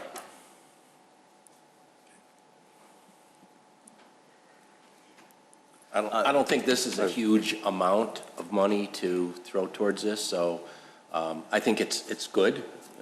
Agreed. Trustee Papantos had actually asked in our one-on-one meetings to increase this to $5,000. And that's fine. The truth is, we're not sure how much of this, whether it's $2,500 or whether it's $5,000, we're going to use. So I suppose the answer is, if we think there's going to be a significant need then let's put it in at $5,000 and we'll see what it is next year. To be clear, I am actually not in favor of this program, but I know I had and have had skunks decide to burrow under my front stoop. Okay, there's no food source there, there's no bushes, there's no grass. It was dirt and cement, and they made a home. I did everything that I read about, like soaking rags in ammonia. I'm pretty sure they use those old towels as blankets, because it didn't deter them. I had a whole family, and they'd come out at night and, put it in, went and through a licensed trapper. And, they charged me a lot of money to put down a trap that I watched daily for 2 weeks, and the skunks had moved on, or they said, we're no fools, and they just went someplace else, and then I skunk-proofed the area. We are not going to get rid of all the skunks in the village. We have a forest preserve, depending on where you live, and for me, a block and a half. Skunks are skunks. They're very prolific. I'm sure we've all seen the little babies running around. They're really cute. If you think it's good to feed the birds and feed the wild geese, they will come, they will defecate on your property. Skunks eat the grubs. They eat insect larvae, which generates from feces, and earthworms. Unless we get rid of what attracts the skunks, no program is going to work. They're just going to keep coming, and we can have somebody come out, or homeowners can trap the skunks, and then they're euthanized by state law. So, but there's more to come, and I'm not sure the program is useful. I just know from what I spent personally to trap them, and my subdivision has a lot of skunks. It's, kind of the joke in the neighborhood that they're out and running.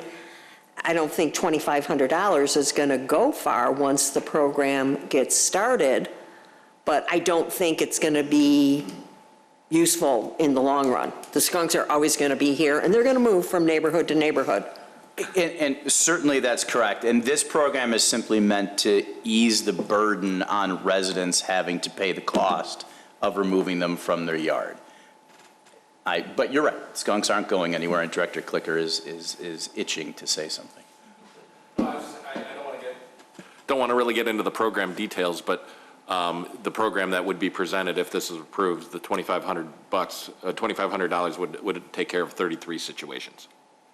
How many? 33 and a third. 33 and a third, yes. So what are you going to do when the 34th skunk comes along? Out of money. Yeah. Budget amendment. But, I think Trustee Bogue, I'm sorry. Go ahead, finish. $75, and you said we're patterning this off of Vernon Hills. Have you talked to them? Have they had any? I've talked to them, looked at their budgets, their average expense is right around $2,500.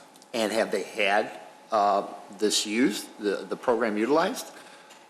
Again, their average expense on the program is Okay. around $1,200 to $2,000 Okay. is their average spend per year. Thank you. But that doesn't necessarily mean they've gotten rid of the skunks. It just means how many people have Correct. decided to go ahead and. Correct. That's not true. Vernon Hill's been skunk-free since 2018. You're sure? I saw it Were through you the other trapping? night. I saw it through the other night walking my dog, so they escaped. Did your dog get sprayed? No, we ran the other way. Oh, I didn't run that fast, but.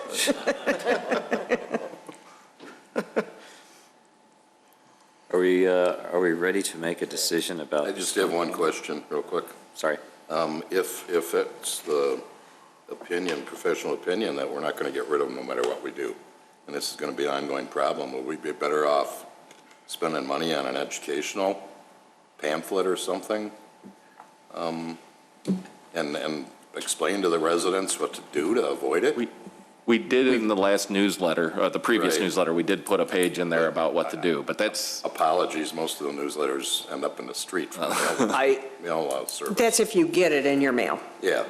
For fear of overstepping, I do think it's important to say that we've received, other than, we've received complaints from one resident. despite the amount of attention this topic has gotten in the last several months. That's just information. But what I'm saying is that, I mean, all of us, I think, have experienced skunks at one time or another. Do we all know what to do to get rid of them or to avoid them? I mean, I don't. I didn't know what to do, everything, until I read up on it. So maybe an educational down the road would be more resourceful, better use of our resources than paying to trap them. Every year we'll be trapping them in the same neighborhood. They're the same people, so just a thought. Sure. Can we buy bulk GrubX and distribute it? Because that really helps. It does. To put GrubX down really helps. Definitely helps, yes. It does. I mean, I think the policy question here is whether or not this is a municipal issue. I mean, that ultimately, all of these other questions are offshoots of whether or not this is a municipal issue. And I think the fact that there's one community that has a program answers that question, at least in the eyes of other municipalities. Are we ready? So, opinion on the skunk abatement program. Mr. Vogel. Yes, for the 2,500, we had to try something. Papantos. No. Vito. It'll help offset some costs for some people who can't, might hurt to trap these things, so yes. Lang. Yes. Kruger. Yeah, leave it to 25. Yes. I'm a no. Not that it matters at this point, but still a no. You're never going to get rid of them. All right, moving on to page, thank you. Moving on to page 225, Deputy Chief Stefan, I may as well just ask you to come right up to the podium here if you'd be so kind. This is one of a couple of items presented by the police department to help them do their job and protect the residents and citizens of the Village of Wheeling. This is a portable flock license plate reader. I will do a poor job of explaining the details, but ultimately it is what the title suggests, which is a machine that will rapidly read the license plates that are coming through an area. It is portable, so it can be put into specific areas for specific issues and allow that information then to be run through the database of license plates in order to identify stolen vehicles, persons who are wanted based on those license plates, et cetera. Amber alerts. Deputy Chief Stefan, if you would. Thank you very much. The automated license plate reader, traditionally, what cameras have been hardwired into locations and have stayed in those locations. In other jurisdictions, they've been used to some success, but as we all know, that crime kind of flows to where the cameras are not. And what we've seen over the past few years is that there's been activity that's not just unique to Wheeling, but it goes from town to town to town. And what would be nice is in these areas where the data shows that crime has increased, that we can put up cameras that can actually capture a license plate or capture something specific about a vehicle and actually real-time run it through a database to see whether or not it's wanted, or even if we had entered it into the system. And then there will be an immediate alert that goes to the watch commander on duty, and the watch commander can make the decision whether or not to flood patrol vehicles into the area to respond. It's been used to great success in a number of other communities, including most recently Buffalo Grove, Elk Grove Village, Glencoe, and Northbrook. And it's in particular with catalytic converter thieves, what we're seeing is stolen vehicles that come into community, and they're there and they're gone fairly quickly. While we know the vehicles and we know the license plates, and what we could do is we can program that into the system, and it will immediately identify it and then alert the watch commander, and then we can move people into that area. And it's been used to some success in capturing the people in progress. The nice thing about this program is it's more of a lease. We pay $2,500 or $25,000 up front to get 8 cameras. It's a recurring fee at about $20,000 a year moving forward. But if it gets to the point where we don't need it anymore, we don't have to use it. The other thing is that we don't retain the data. It's a 30-day, it grabs license plates, it grabs vehicles. It doesn't grab personal identifiers and like faces or anything like that. And it's not used for traffic. So it's something that we can use for a problem that we have right now. And if the problem goes away or we don't need it in the future, we don't have to renew. How many plates would you say in this area are flaggable anyway at any given time? We can actually enter plates ourselves, and their investigations might have as many as a dozen that they either develop on their own or they get from other departments that they've identified as being involved in crimes. But what it can also do is it can immediately run plates through the National Crime Information Center, and if it comes back as stolen, or if it comes back as wanted or identified in an Amber Alert, it will alert us as well, and much in the same way, and we can move resources into that location. Can you mount this onto the drone? Pardon? Can you mount this onto the drone that you're asking for next? Well, the drone I see is more, well, we'll talk about that when we get into it. Sorry, I'm jumping ahead. Right, but right now, we share an issue with other communities, and the nice thing about the flock system is that we get their information as well, too. So we all share this information, and we can look at what Mount Prospect has entered into it, Buffalo Grove, Northbrook, and then we can all talk amongst each other. And it's been really useful in responding to a lot of these catalytic converter issues that everybody has been experiencing.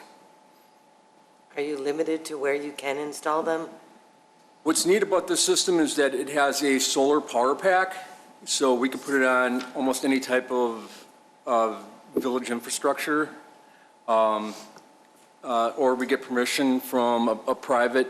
For example, like if we wanted to talk to one of the multifamily complexes and say, hey, can we have permission to put some of these cameras up on your light poles there?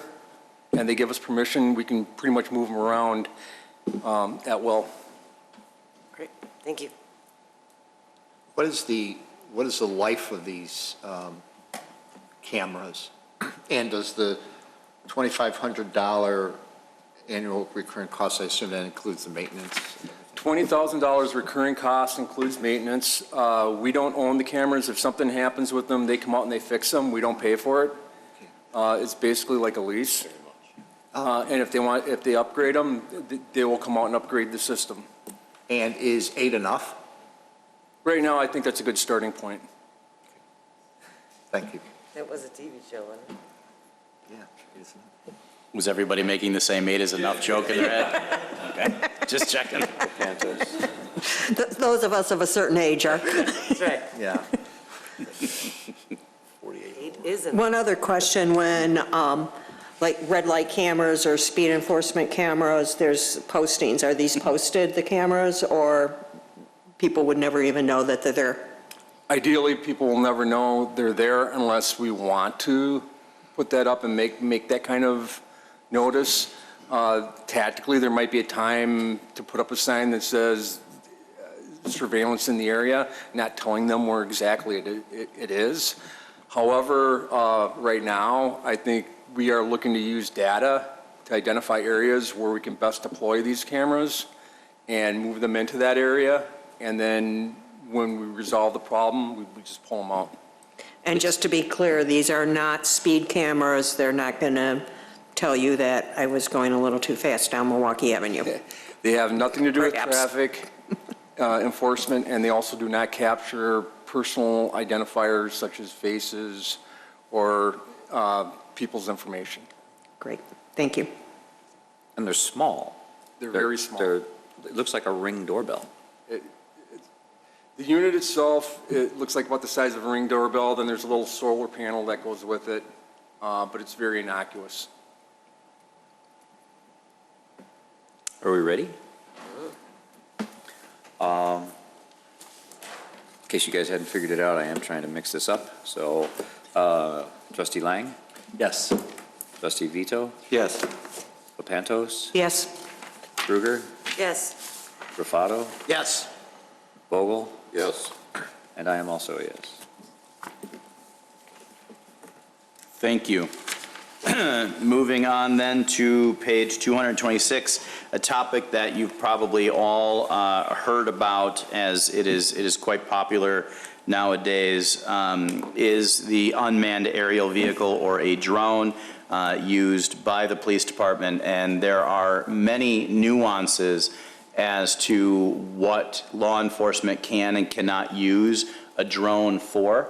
There are a number of discussions and bills going through Springfield now that will further create those limitations.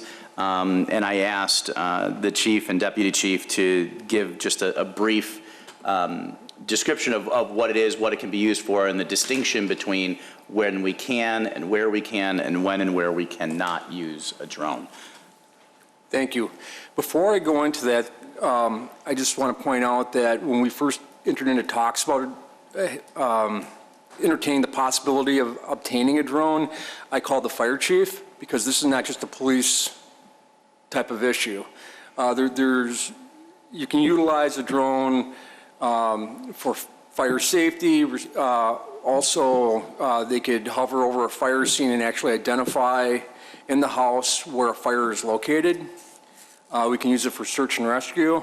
The village could also use it for other public works and zoning type projects. Now, as far as law enforcement, there's nothing restricting law enforcement from having a drone. What it does restrict is our ability to use a drone in certain situations involving privacy, and anything involving privacy would require a search warrant. Now, if there was something that was exigent, or we had actionable information and probable cause, we could actually deploy a drone, and then we would have to file a lengthy report to the state after we were finished, outlining why we did that. But every other occasion would require a search warrant. Also, the legislation requires that we report how many drones that we own and operate, and there's an annual reporting as to the state to let them know that we're in compliance. Overall, what we plan on using it for is primarily for crime scenes, traffic accident reconstruction, search and rescue, and potentially if there is an issue involving a law enforcement response and it's a safety issue, then we could put the drone in. For example, if we have a barricaded subject, we could put a drone into the air and give us better eyes as to what's going on in a specific area. This is something that we have approached very carefully, and we've been watching other departments, other jurisdictions, and I also spoke with the airport officials to see if they would have any issues with us operating a drone. They actually were more enthusiastic than I expected. We have no issues with them at all as long as we communicate and coordinate with them. Trustee Papantos? Thank you. Besides the uses that you outlined, would the drone also be used, I don't know if the word's preventative, in the case of before a major gathering to look at rooftops in response to the Highland Park tragedy? So knowing that there's a ceremony going on or whatever, would we look at that point? Public events, yes. Private events, no. Okay.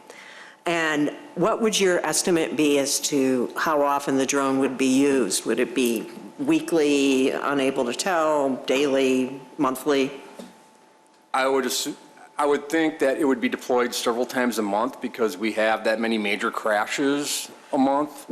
And there may be, I couldn't tell you how many times we would use one at a major crime scene. Hopefully we don't have many major crime scenes, but to have the ability to have a drone there, and also with walkaway situations involving like Alzheimer's patients, we'd have the ability to immediately deploy a drone and to help locate that person. And how much training is involved and is that covered in this cost, or?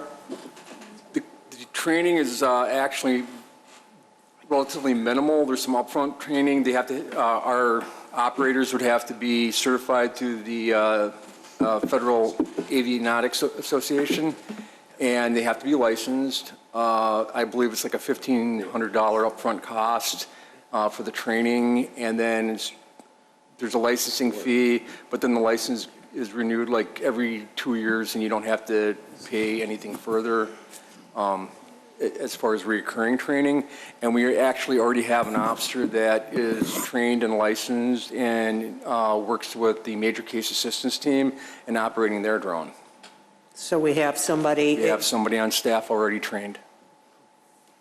I foresee the police department being annoyed with Public Works and engineering wanting to, and CD. So I see this becoming very popular. So we're going to be buying more. I wouldn't be surprised if we expand the project. If I looked up and saw the drone flying overhead, would I know it was the wheeling drone? I mean, is it going to be identified in some way? Well, I would suggest that it says both police and fire department because everybody loves the fire department.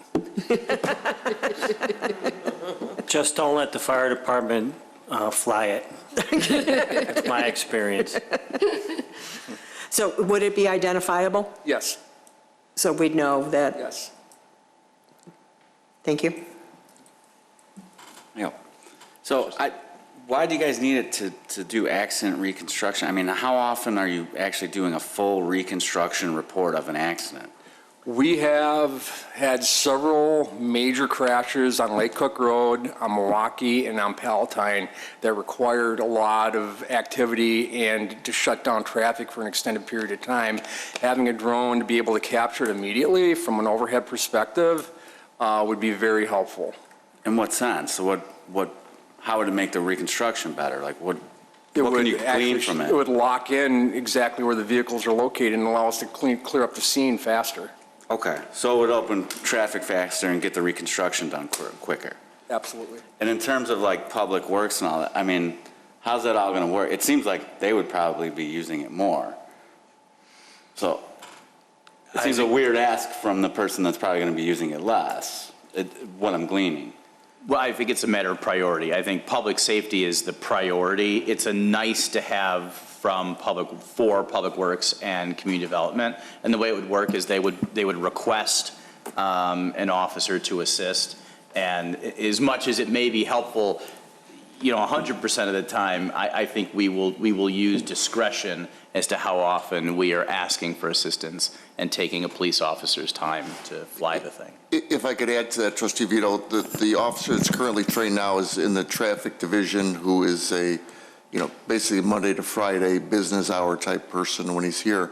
And it would actually benefit him for the training and familiarity with the system and use it more often. Even if it was a couple days a week working with the other department heads, it would be beneficial to all of us so that when come a crisis situation, it would be automatic with him. So it's beneficial to us too, and with his training and the daily application. Like I said, even if it was a couple days a week, it would be good. But we do want it to reside with law enforcement because of the emergency response nature of the need, as opposed to Public Works where someone would have to go get it on off hours, all that. So, to the chief's point, it's just like flying a plane. The more you fly a plane, the better pilot you are. The more you fly the drone, the better operator you are. What kind of range? I couldn't tell you that off the top of my head, but I know it's further than line of sight, and there's certain restrictions that we'd have to follow as far as the ceiling, and we'd have to coordinate with the airport on that. Do we get insurance on this thing? Because I bought my daughter a drone and it was in a tree in a second and that was the end of the drone. And so, I mean, if we smash this thing into a wall, it's over. There's 20 G's out the window. Honestly, it would go on our, what is it, the audit list for insurance purposes. All right. That's why the training comes in handy, Joe. Crashed, you were her. Are we all set? Any other questions? If there are none. Trustee, relative to the unmanned aerial vehicle, the drone, Trustee Papantos? Yes. Kruger? Yes. Lang? Yes. Vito? Yes. Vogel? Yes. Rafato? Yes. I am also a yes. Thank you. Thank you. Moving on to, we're almost done. Moving on to page 227, this is a request from the Department of Public Works, and this is GPS technology that actually we have been talking about for quite some time, and chose this year to move forward for a couple of reasons. One, the technology certainly has improved, and with the other changes we've made to the department, we see the information being much more useful in addition to being quite valuable. What this is, well, this is a pilot program first. This is the first phase of adding GPS units to each of our trucks. To be clear, this is not being used for discipline purposes.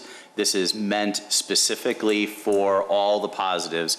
The efficiency of service when it comes to, I would say, and Director Kalp, direct me if I'm going off base here, mostly useful for our snowplow operations, but not limited to our snowplow operations. Our trucks are out in the street all day, every day. It is very helpful for management to know where people are in order to answer questions from residents, from contractors, et cetera. There is a significant safety component to this, considering the amount of metrics that the units collect.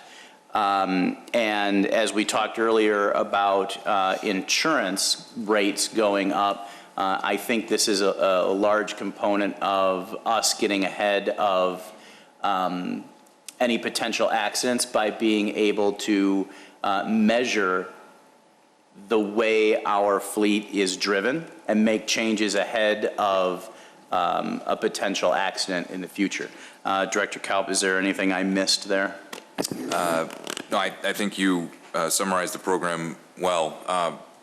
To begin, because this has certain connotations from a labor perspective, Assistant Manager Karate and our negotiating team worked with the union to begin a discussion during our last collective bargaining negotiations to get buy-in from the CBU.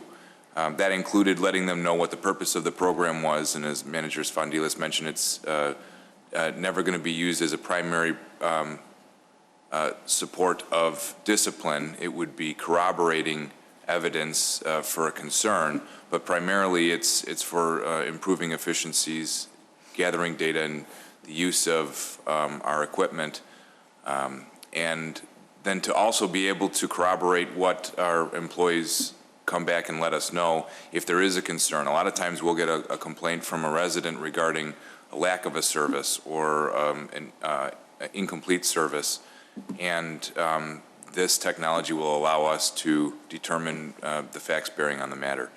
To use the equipment first for the purpose of better understanding how we engage in snowplow operations, we can then expand this to be used for our sweeper units as well as for our other equipment in the future.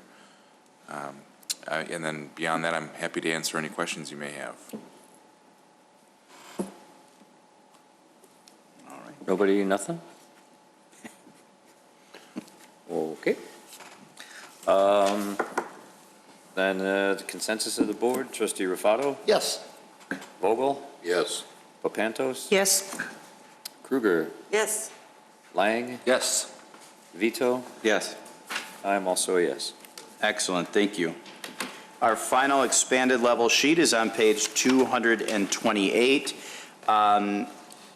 The description is Village Hall permanent safety barriers.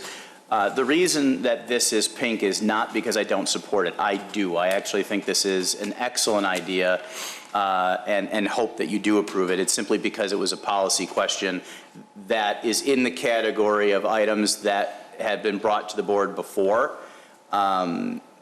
And I just wanted to make sure that this was adequately discussed and that the board had the opportunity to make the policy decision. This is essentially when COVID-19 hit a couple of years ago, the Department of Public Works, specifically building maintenance, created these plexiglass barriers that you see at the front desk in 3 areas. The front desks upstairs in the administration section, downstairs at finance, and in CD.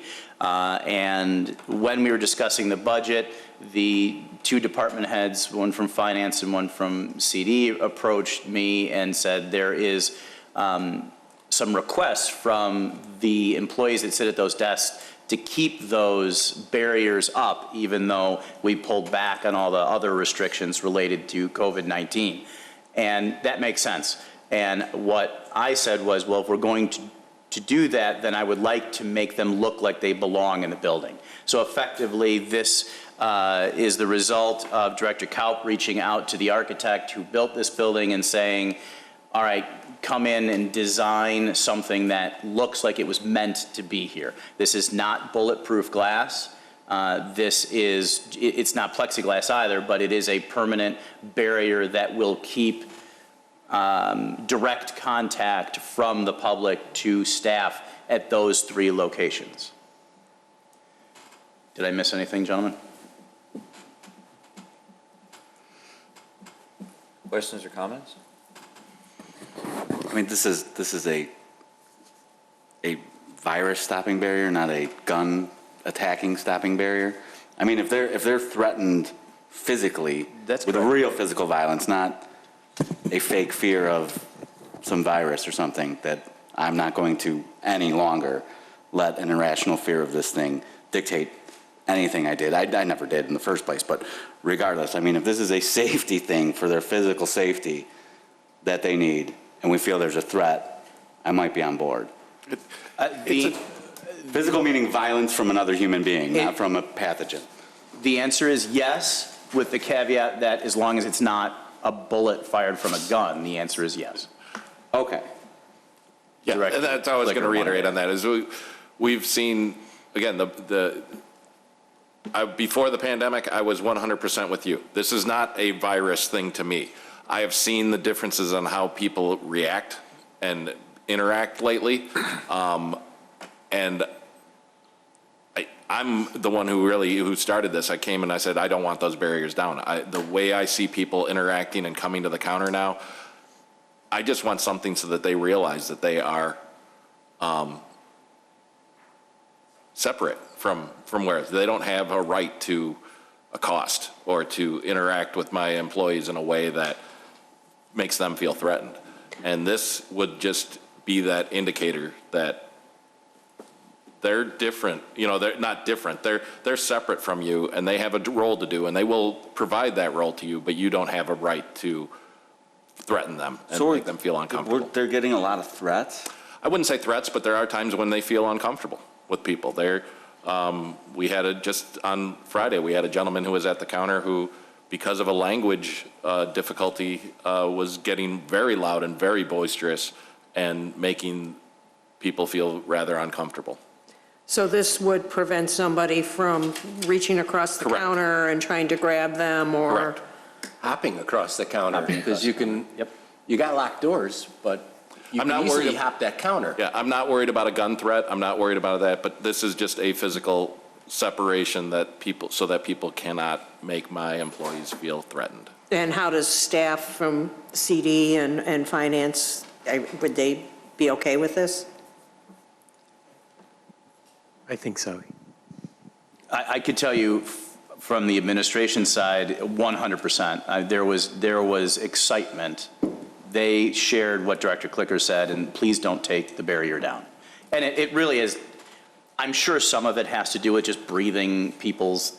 Well, that's the way I read it. I'll never do that. But I mean, if they're physically threatened, and God forbid, I don't vote for this and someone gets threatened, I'll never live it down. So now I'm forced to vote for this. It's a physical symbol of separation. Right. And I think the fact that it is present helps to mitigate people's tempers escalating because they see that there is a barrier. So while there certainly is a component of spit, it is much bigger than that. And in fact, we talked about this when the building was being designed. I think since that time, yes, we have the airborne stuff, but the reality is the public is aggressive, and they are specifically aggressive towards government. And it's something we see more and more in just what should be casual interaction. So this is just something that will help our employees feel safer. Is this going to, I know we have them up there right now and they're temporary and they're not connected to anything. Is this going to eventually require us to have any type of speaker system, or will they be able to communicate effectively through this? That is a question that I asked and something that I didn't want to have to do. Those, in my opinion, those speaker systems are tacky. Right. So that was something that was discussed with the architect. The answer to your question is no. Is there anybody disagree with that? You had the direct conversation. Okay. All right, great. Thank you. If there are no, I think it's a good idea, just a positive physical separation. It doesn't have to be a lot, but it does have to get the idea across that you can't reach across that counter. So if we're all ready, Trustee Lang? Yes. Trustee Vogel? Yes. Trustee Rafato? Yes. Trustee Vito? Yes. Trustee Kruger? Yes. Trustee Papantos? Yes. I am also a yes. Excellent, thank you.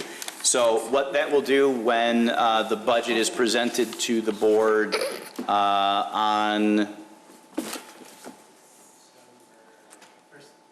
the first meeting in December, I'm sorry, I put you, I didn't mean to put you on the spot there. It will simply increase by $30,000, that's all.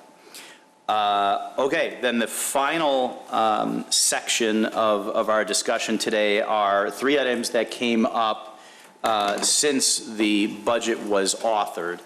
And two of them are items that were brought to my attention by elected officials. This is all easy, so no one get anxious.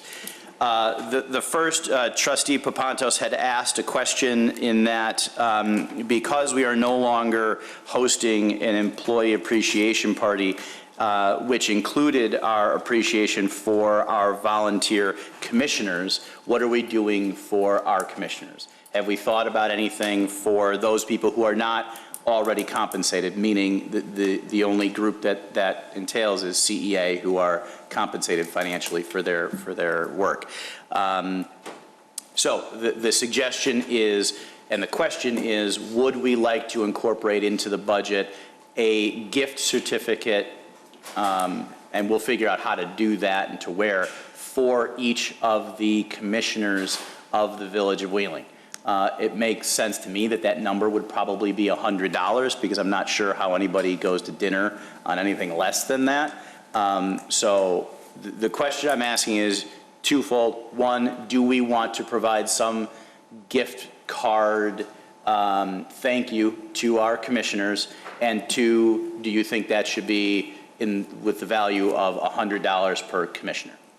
Does that make sense? And of course I can answer questions, we could talk about it, but that's what's on the table. Would that be considered income, reportable income? Under 600? No. They're conferring. No, because they're not employees. It's under 600. Okay, so it truly is gift. Okay. You want to say that louder? And it's under 600. So. How many volunteers are there, roughly? I should know, it is not, it's under 20. Does that sound right to everybody? It's the Health Commission, it's the Senior Commission, and it's the Plan Commission. and the Board of Fire Police Commissioners. So maybe 25 at the max. Okay. Great idea. Yes. I'll take the consensus then. Rafato? Yes. Kruger? Yep. Lang? Yes. Vogel? Yes. Papantos? Yes. Vito? Yes. And I am a yes also. Excellent, thank you.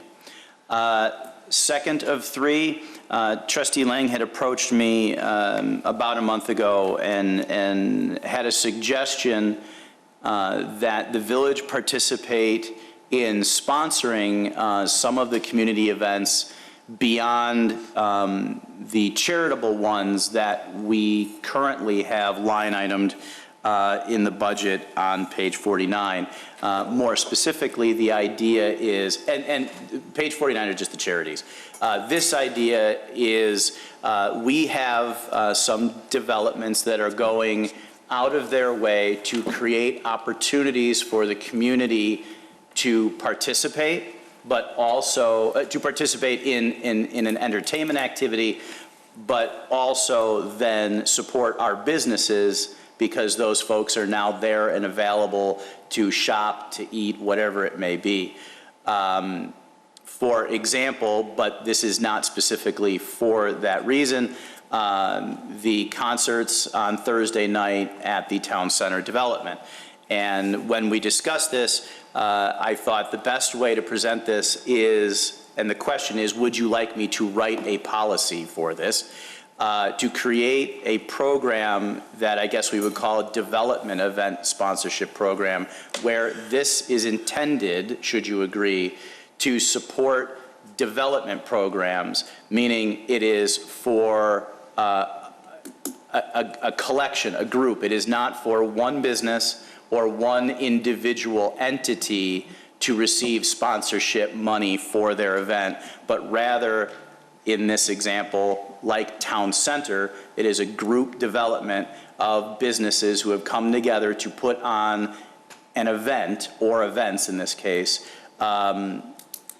that serves a larger purpose than just a single entity. I know this is hard to describe, and I'm trying not to make it specific for that one use, but that's where the policy would draw some of the lines, that this can't be for one business or one agency.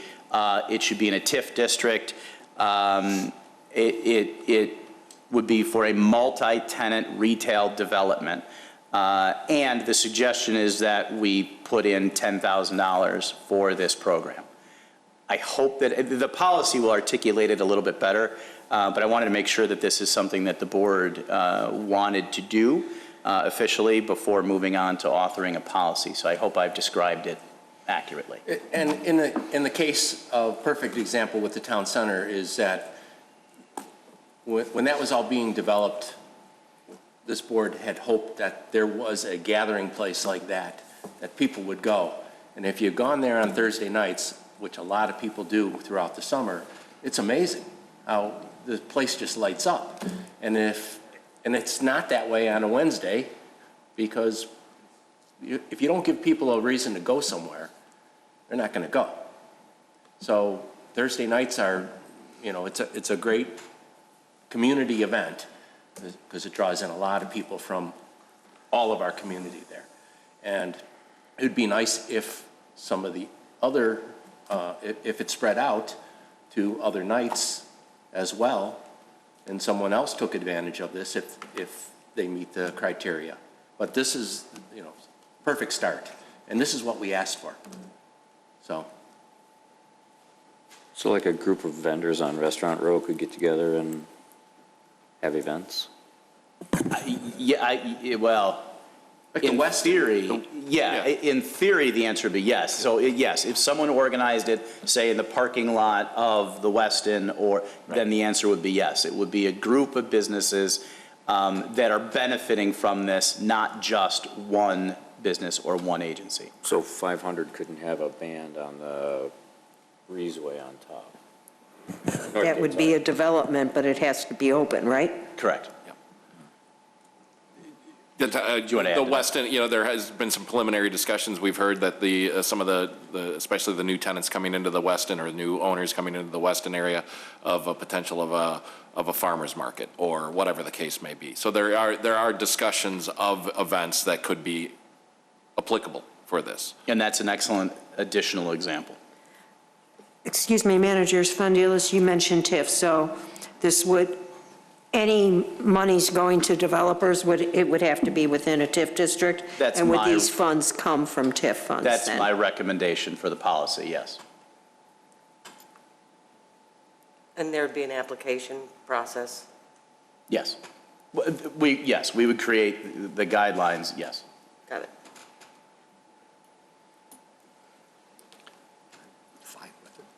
And what was the dollar amount max per year? $10,000.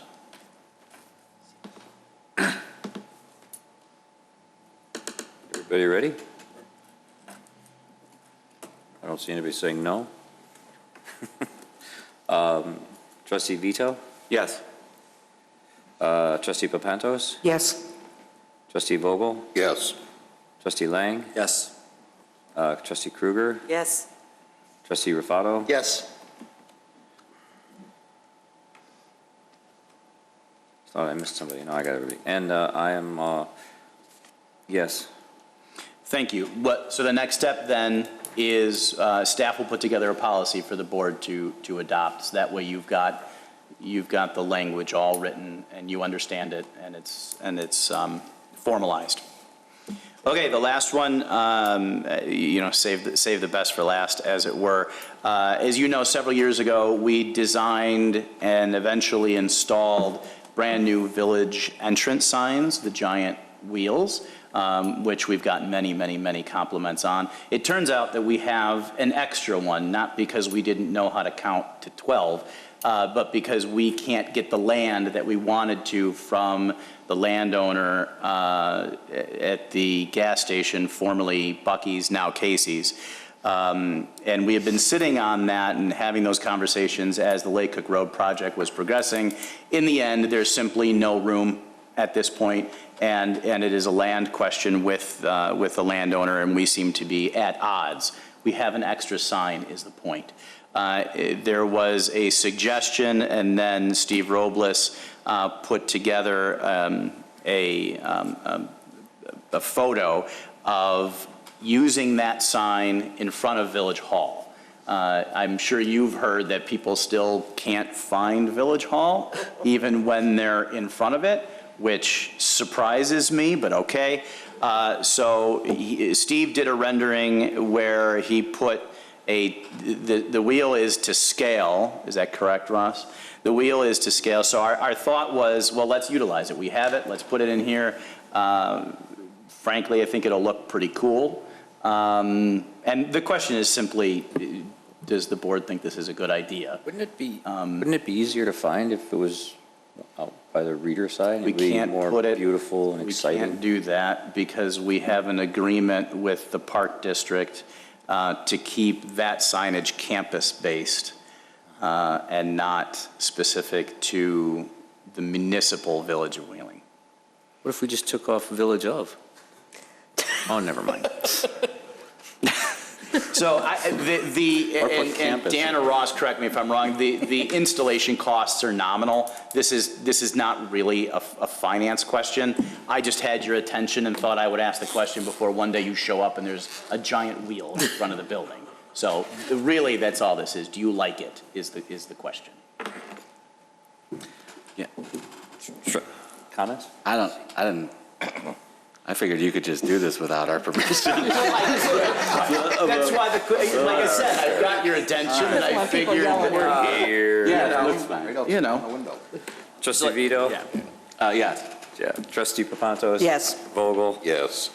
Lang? Yep. Kruger? Yeah. Rufato? Yes. Okay. At this point, gents, I assume we're talking about spring. I mean, I don't know that we can mobilize fast enough to get this up before the ground freezes. You never know. Okay. You'd dig a hole. Fair enough. Just get the skunks out there to burrow and you've got the work done. President Horker, that is all I have for today. I have one other. I apologize. Can I ask a question? Of course. we are in the midst of building a fire station, which we desperately need. Have we ever considered solar panels and looking to install solar panels at that station as long as we're building at this point in order to? The topic of solar panel fields, the answer would be yes. We have not specifically looked at that site. I'm not sure that there's enough land in order to make, at that particular site, that there's enough land that we own that would make it useful. I can find out. I guess that's but my question is, can we believe at the least answer- look at it so that Sure. if somebody says, why didn't you look to the future? Sure. We can say, we did, and here's the answer. We did look at it for Station 23. We didn't think there was a cost benefit of putting it on there, but we can visit it again for 42 for sure. Yeah, I think I'm looking more, not as much cost benefit as to what the future is and whether or not, what direction the country needs to go and the world as far as power. Sure. There is technically one item left, and typically that's the tough one, and that is the levy. But unless anyone would like to suggest that we increase the levy, I guess. Well, it should get some discussion at least. I mean, it was kind of glazed over. No, not the increase, but like it was so casually glazed over that we either through planning or accident did well enough this year to not necessitate an increase. I mean, it at least should be noted more specifically and, you know, prominently. I mean, and I even think it's a fine idea, and I'm generally more in line with the slow, steady, predictable increases. But I mean, this year's projected budget for 2023 really illustrates how, you know, the past year's plannings are benefiting us. And even what you're projecting to do with the money going towards the pension funds is going to allow, you know, this surplus to echo forward and help reduce any fluctuations in the market for next year. I mean, it at least warrants a little, hey, footnote, we're not going to raise taxes next year, and we're not going to have to. It's not going to impact us. And even in planning for a possible recession next year. So, I mean, excellent job, Mike. You should stay. Not that you won't do fine, but.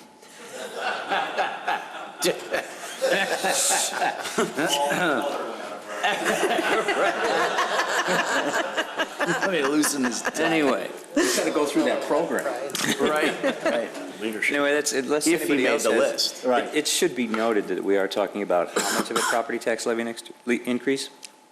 0. There you go, I love that. Okay, I'm done. Anybody else need to jump on the bandwagon? No? Thank you for that, by the way. Okay, so then we should just be done with this. Yes. Okay. I need a motion to adjourn. So I'm Okay, are we going to do, I just wanted to. Oh, I'm sorry, official communications, please. Thank Finance Department, you know, great job once again, and from all staff, but putting this together, and certainly an explanation that I think all of us who aren't finance experts can understand what's going on with the budget and how it works and what effects everything has. So thank you once again for a whole lot of work that, you know, you've summarized in a few hours, but I know probably starts in July or August to really get where we're going. So thank you. We're good? Trustee Kruger? Yeah, I have a quick ask, Manager Spondilis. It was a note that I had written in one of my pre-budget meetings. You know how you put on our agenda topics the strategic plan initiative that it supports? Mm-hmm. And if I missed this in a report that, I'm gonna look like an idiot, but could we get a report of how many of those we have accomplished this year? I was simply waiting to the end of the year. Absolutely. Okay. That was all. Absolutely. Thank you. Now, motion to adjourn? So moved. Trustee Papantos, second Trustee Kruger. All in favor? Aye. Meeting adjourned. Thank you all for sharing your Saturdays. All right.